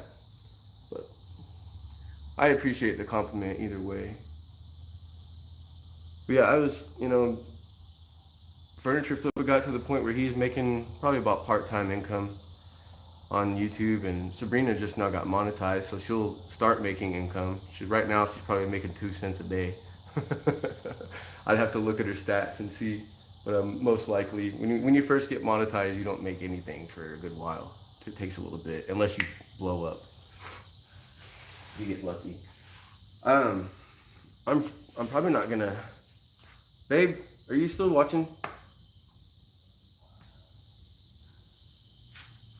Wish there was a way. Can I see like a user list? Dixie Belle pays Katja, always trying to push her next product. It's a huge difference if you have a sponsor. Yeah, but so the thing is like Katja, and that's not what I meant. Maybe others that love Katja. Oh, okay. Well, I mean, like I said, I didn't mean you were speaking, or I didn't say this, but I didn't think you were speaking directly about like Katja or anything, but I know there are some people that talk too much. So like when the video starts and they're talking and they're talking and talking and talking, that should be an issue with any YouTube video, because on the performance end of it, your first couple minutes of your video are the most important. In fact, that's why you see, you know, you'll see a channel intro and like, hi guys, my name's Ryan, I'm that shabby guy, and today I'm gonna be working on this. Before I get started, here's some Dixie Belle paint, and I'm gonna tell you about this. And they talk for about 30 seconds to a minute about that. It's because that's where advertisers want you to put the content, because that's where the most people are watching before they decide to skip off if they don't like your content. So when people are talking a whole bunch at the beginning of a video, unless they're saying something that interests their viewers, I feel like it's detrimental to their channel. And like I said, I don't watch other people's channels enough to know who's doing what and this and that and the other. And I'd probably rather not, because then I'd probably say something. And I don't mean to offend people. I usually just kind of say like my opinion, and some people might take it wrong, being YouTubers. Some people are really proud of their content. There's that.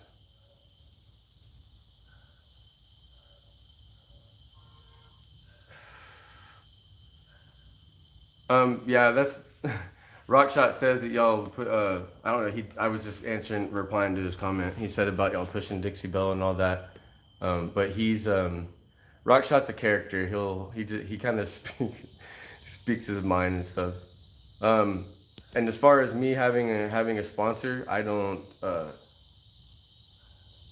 I talked about this last night. Like, the reason I stopped trying to work with Dixie Belle was because it's just like how I was talking about our like Katya's content and my content. It's different content if you think about it. We're both doing the same thing, but we have a different audience, right? And like, she's more of a furniture artist, right? I don't really consider myself that.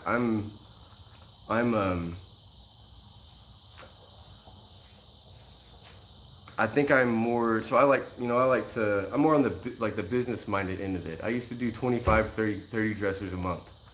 You know, I put 12 dressers in a room, and spray them all one color. Had another room I could put another 12 dressers, spray them all one color, do them a bunch of different finishes afterwards, and make as much money as I can. That type of thing. I don't know how they got started painting furniture and stuff, but as far as the content goes, she's like a makeup artist for furniture whenever I watch it, I guess. And whenever I'm doing it, yeah, I used to do that? Okay. And whenever I'm doing my content, you know, it started out with showing the sprayer. So I think that's why people started watching. So, and then I try to move around and show different products and different sprayers, and I brush sometimes, and just to show the difference. But, you know, I'm not going to promote Dixie Belle because I don't use it. I like it, but I'm not going to change my whole workflow and how I do things for a sponsorship just because of the money. And I know the money is good. I'm not going to say how I know, but I know the money is good. And sponsorships are, I mean, if you're a YouTuber and you're researching about, you know, how do YouTubers make money and what's the best way, they're going to tell you you can't live off of your ad views, you know, like people watching your videos and you getting paid off of it. You can to a certain extent, but it can be so up and down sometimes. It can be unreliable. And then, for instance, like me taking a break these past 3 months, my income has gone down. My views go down when you don't post, and when your views go down, your money goes down.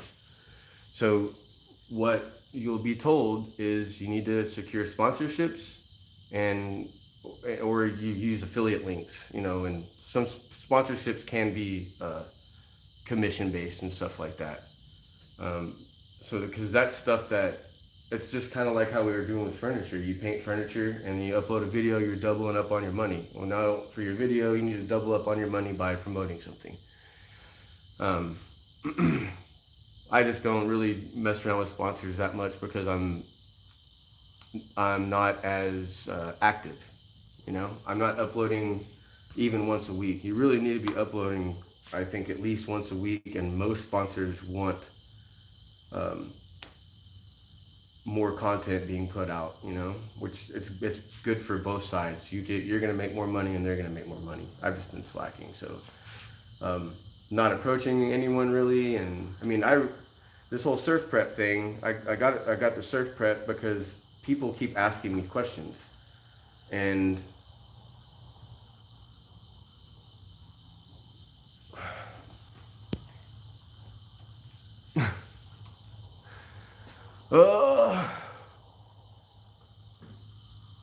Rockshot, you need to calm down, man. I don't know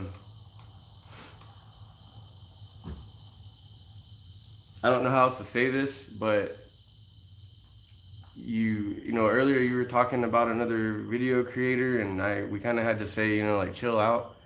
And then I'm sitting here trying to make comparisons with a little bit of tact and everything, and the comments where you say that's ugly or that's horrid or anything, it's not.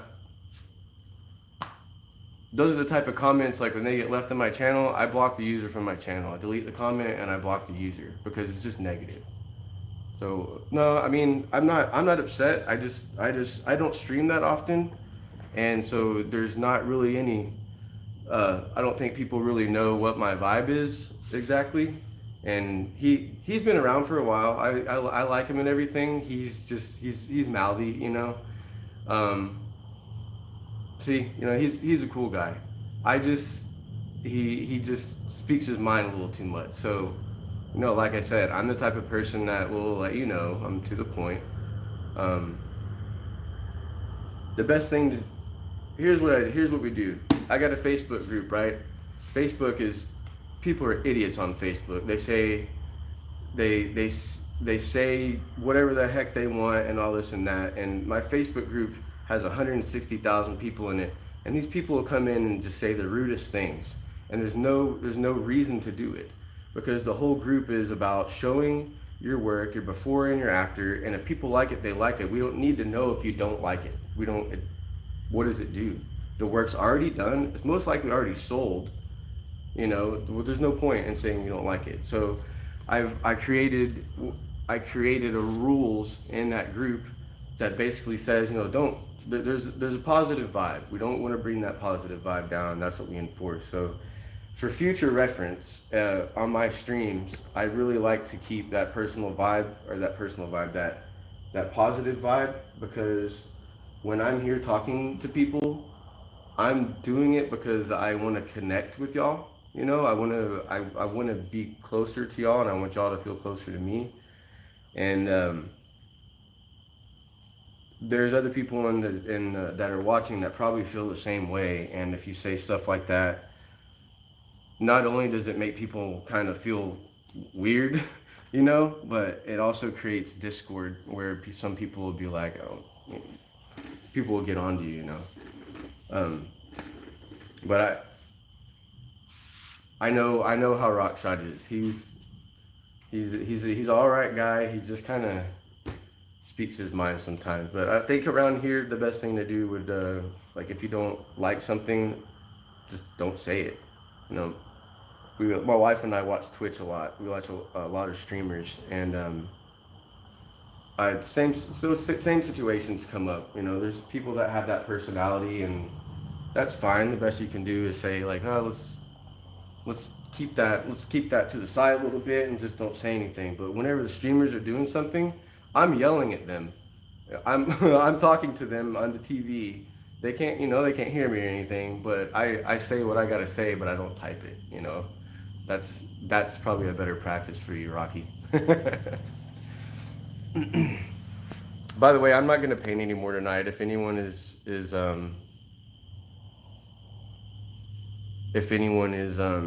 waiting for me to do more work, I'm not gonna do any more of it. I'm not gonna stream any more of it tonight. The Facebook group is called Painted Furniture Before/After Community. It'll be all those words, and you'll see the group photo. It's got like a collage of some group members' furniture and things like that. But yeah, I'm just gonna sit here and chit chat with y'all until my wife gets here, I guess. Sure thing. And I don't moderate the group anymore. I just kind of set a foundation for the group with the rules and everything. What happened was, it was a group that I joined back in 2014 when groups started kind of getting popular, and I was in a local furniture painting group first, but I got out of that one, long story short, and joined this other one. Is that a deer? So anyways, I took part in the group a little bit and shared my stuff and all that here and there. And then after a while, I pretty much kind of quit posting in groups for a little bit. And then one day I started seeing, like, you know how people post like weird videos to Facebook groups, and sometimes like animals being killed and stuff like that. I'm not sure why they do it, but I kept seeing a lot of it in my feed, and there were some people that were like really griping about it. And for me, I was like, man, that's a bummer. This is a group that kind of gave me motivation, and I like to share my stuff and show off and make sure people like it and whatever, just a little affirmation. And people were like, what's going on? I'm leaving this group, and everybody was upset. So I looked at the admins, and there's only one admin. And so I reached out to her and said, hey, there's a lot of bad posts being put in the group, I think, that need to be deleted. And she's an older lady. And guys, y'all need to tell me what term I can use other than older lady, because every time I say that, and I know my viewership is older, every time I say it, someone gets in chat and says, who are you calling old? I don't know what other term I need to say, but she's probably about 70, okay? More mature lady, okay. Post a link. Can I even, I don't know that I can even chat.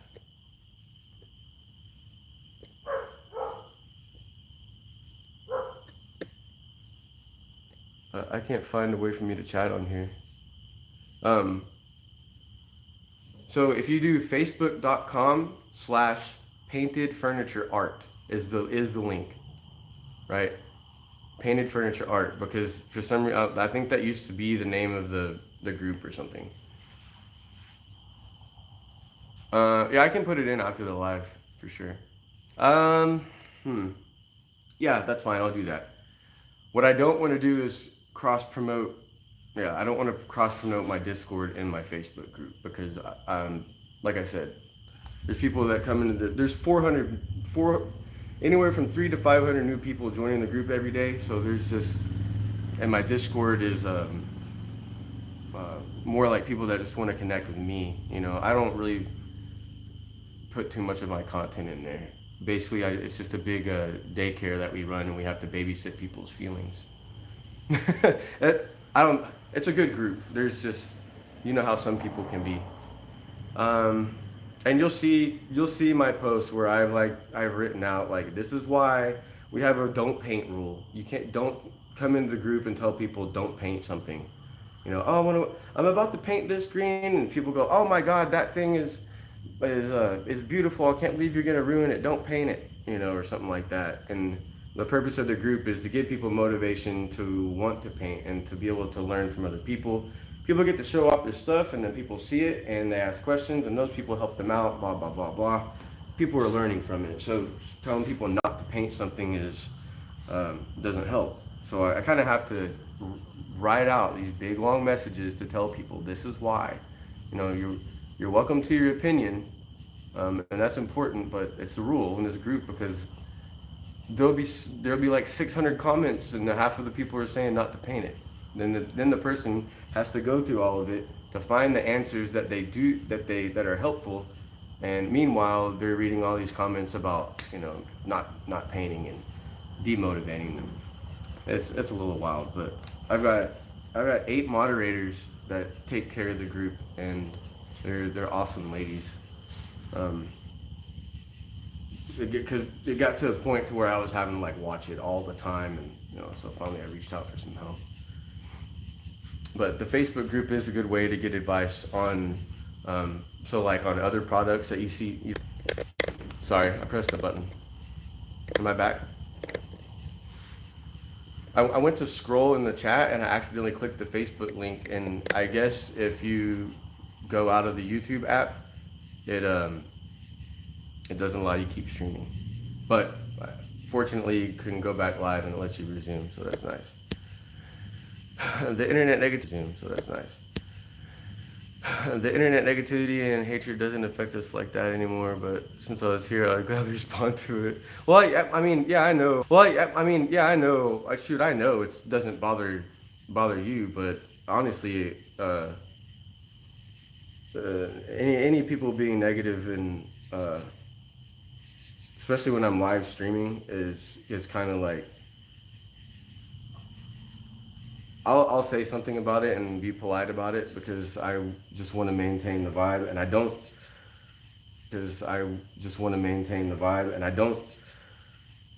Some people can't help themselves, first of all, right? And I don't know Rockshot, but he has made it probably to every one of my live streams that I've done, and he comments on a lot of my videos. But he talks a lot of crap, and he, likes to pull my chain and stuff like that. So that's why I keep him around, and that's why I didn't get angry about the situation. I just wanted to address it. But yeah, we have YouTubers have thick skin, or they should. Most should have thick skin because people are just straight up gonna talk about whatever they want to talk about. Talk about how fat you are and how you do this and how you do this and all sorts of stuff. I was telling people earlier today about how I'm getting bigger, and I didn't even say this. I didn't even mention this, but once I started gaining weight, you watch both, yeah. I don't know. It's everybody has their own opinion. Anyways, but yeah, someone commented, and it's just when I started gaining weight, and someone goes, "You need to change your profile picture because you're a lot more chunky now, and you don't look the same." And I was like, yeah, I'm not. Just because you said that, I'm not gonna change it. Hey, you still need my haircut? Yeah, that's gonna be a while. How you doing, Wayne? Oh yeah, furniture painting channels get even more trolls. I think it's because no, what we do is always going to be controversial to people. There's always going to be people that love it and people that hate it. There's people that are devout wood lovers, and if you paint over wood, you're ruining it. So, but the thing is those people will still watch the videos. It's like. I was talking about it. I don't remember who I was talking about talking to about this subject, but it's kind of like Honey Boo Boo, like Mama June. I mean, it's crazy, what we watch it, we're just like, what in the heck? We're not watching it because we like her necessarily, I don't guess, but the situation and what's going on. And I know if you go into Facebook and where people are talking about it, yeah, there's people that just hate her, but you still watch the show. So there's the same thing happens on YouTube. People, I guess, get suggested our videos maybe because they watched an actual furniture refinishing video. Oh, my hat. Yeah, this is actually my first sponsorship I ever got. This is Bubba Burger. They're and this has nothing to do with my furniture painting. I didn't get this through painting furniture. Bubba Burger is you'll find them in Walmart. They're frozen burger patties. They're kind of expensive. I think it's $13 for 6, but you can just throw them on the pan in the kitchen and they're ready in 15 minutes, and they taste good.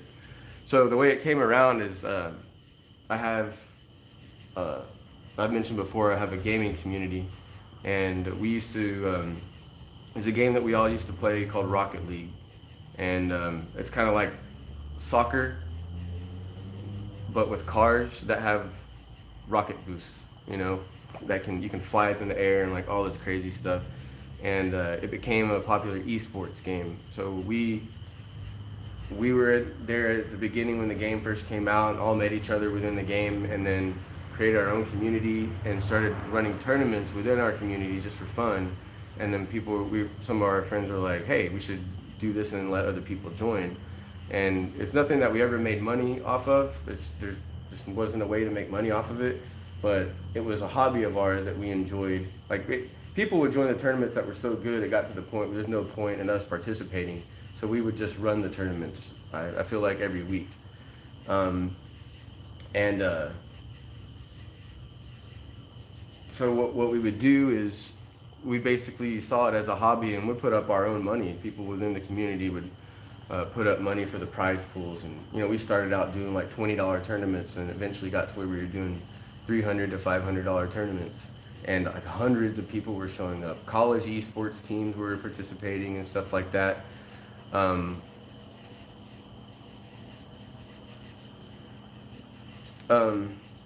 I see you, Rock. We don't have to worry about it no more. We can move on from that. So, let's see. Oh yeah. So, I came in contact with a guy that works for a website that has to do with hosting tournaments and raising money. Raising money for basically kind of like a donation page for your tournament. So for each tournament, we could say, okay, if you want to help provide to this tournament, you can go to this website, and you didn't even have to donate. There were like things where you could like click a link, and just by viewing the link, for instance, like Bubba Burger, they just want to let you know about them. You click that link, and it'll put 25 cents into the tournament. So you had to have like a lot of get out of here. You had to have like a lot of people to be able to create a prize pool, a big prize pool. So we did it enough that they asked us to, the website asked us to partner with Bubba Burger through them, and so we promoted the burgers and stuff in our streams in exchange for, I got a hat and a shirt, and we have a kid and he's like 16, and he was our announcer, and they sent him some stuff too, and like he ate a burger on the stream and everything, and all this silly stuff. So this was technically my first sponsorship, so I still wear the hat. And then I have the purple the purple super clean hat, which again, I use their products, but it's not a sponsorship, because they reached out to me. Sometimes brands will reach out to you and want to send you products, right? And we'll send you a whole bunch of products, and you can have them and all that, and that's it. And when you're first starting out, that's kind of cool. But once you get to the point where you're getting enough traffic, it's almost an insult, because they should be offering you money. I'm here. I'm waiting on you, babe. I guess I gotta get off of here and get a shower soon.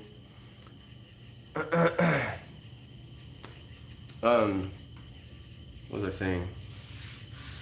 Oh, so yeah, they wanted to send me product, and I was like, yeah, you can send me your product and I'll use it, but I'm not going to like do a special video for it or anything for free, just for free product. And I basically said, if you want me to do a 30-second promo, it's going to be this much money. And they said, oh, we don't do sponsorships, but we'll send you the product. And I'm like, okay. And then I go to their Instagram, and they do sponsorships for all sorts of racing and fishing and all this stuff. So I'm like, y'all do sponsorships, you just don't want to pay what I'm worth. And so they sent me the product, and I used it and everything, and used it in some videos, and just like how I used it in place of TSP. So I used it in my videos, and they emailed me not too long after, and they're like, hey, how would you feel about doing how would you feel about doing a promo? We want to do a contest where you do a video on our product, and then 3 people will be chosen out of the comments to receive basically I think it was like a $80 value of different super clean products. And I'm sitting here going, I told you from the get-go, I'm not doing a promo unless it's for this amount of money. Now you want me to do more work and put a promo that people aren't. Some people don't like promos, right? They don't like the sponsorship parts at the beginning, so they either leave the video or they'll skip through it. People skipping through or leaving the beginning of your video is detrimental to your video. It needs those views to get a boost, so that YouTube will promote it to other people. So basically, it pissed me off, and I didn't even email them back. That's my response, because all they have to do is read up where I said that, and I'll keep using their products. They're still getting free advertising out of me, but I'm not gonna do a promo video for free. So like my reward for doing the promo video is 3 of my viewers getting product. Yay! Meanwhile, they should be offering me a couple thousand at least. Well, I mean, not a couple thousand, especially not now, but. Thanks for subscribing, Julie. Let me scroll up and read these, because I've just been sitting here talking. You're a teacher, thank you. I don't know what I've been teaching right now, but I feel like I've just been complaining, or I don't know. I feel like I've just been talking.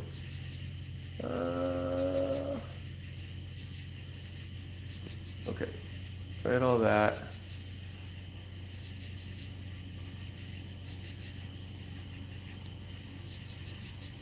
I saw my wife's message. Oh, almost banned her. Almost did it again. What's going on? Does paint dry from side to side or top to bottom? It dries fastest wherever it has the most airflow. So if I have a board laying down like this and the wind is coming in from this direction, it'll dry from this side to this side. But so it just dries by wherever the air is blowing on it the most, I guess.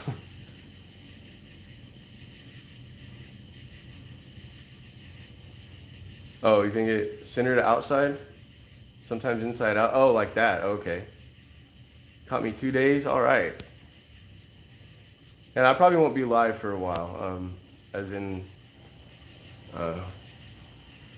weeks, when I go live, it's just kind of impromptu for the most part, and whatever. Not ever gonna have, I don't have a set schedule on it, but I think maybe if I did it more often, it could be a thing, Going live on YouTube though is, for me, since I don't do it often, I actually lose subscribers, I think, because there's like people that subscribe to my videos and they get a notification about the live, and either they're not interested in watching the live or they don't see the notification until after I'm off. So when they click on it, it's just a 2 or 3 hour video of me talking to other people, and they can't, well, I guess they can see the chat, but they can't really participate in it, and it's not the short 20-minute content that you normally put out, so they get upset and unsubscribe. You need a holiday after holiday, all the hours you spent on the dresser. Yeah, and I've only been messing with it for 2 days. There's a dress. The lighting's bad in here right now because all the lights are from the back pushing this away, but it's pretty much done. I need to distress the doors, and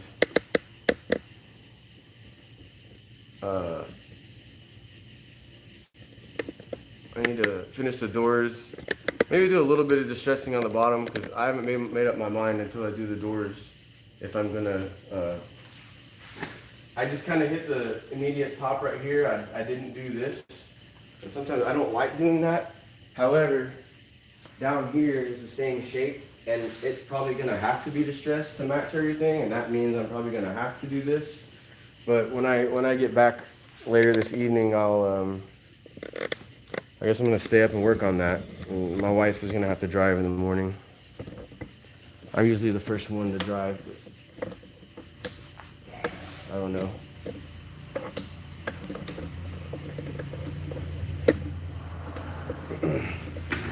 I didn't want to apply the poly I know this might sound weird, but I didn't want to apply my polyurethane.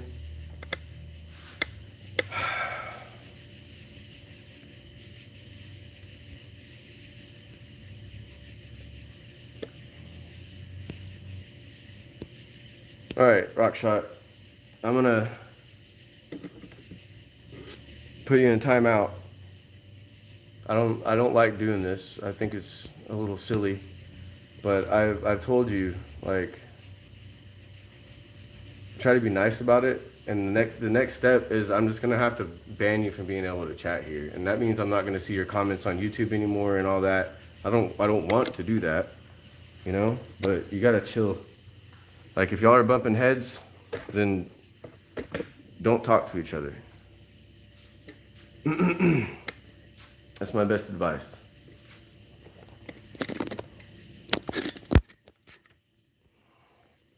No, I know, I understand. I don't need to delete and everything. I'm over the conversation, and it's my stream, and I don't want to have to keep reading it.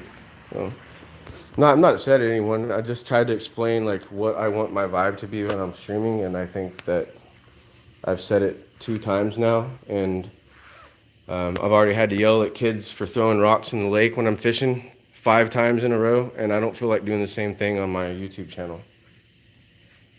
You know, the lighting is real bad in here, but I just did a little bit of light distressing on the edges, whatever. Just kind of show you all that. So my wife is on the way here. She'll probably be here in about like 30 or 40 minutes. So I need to take a shower and get all this paint off of me. I wish I had like another day to work on this dresser, but I'll manage. I mean, worst comes to worst, if I can't, this would be worst case scenario. If I can't get the poly done, and he has a place that I can put it, and I'll finish it next year, I guess. I don't know. All right, y'all. Everybody have a good night.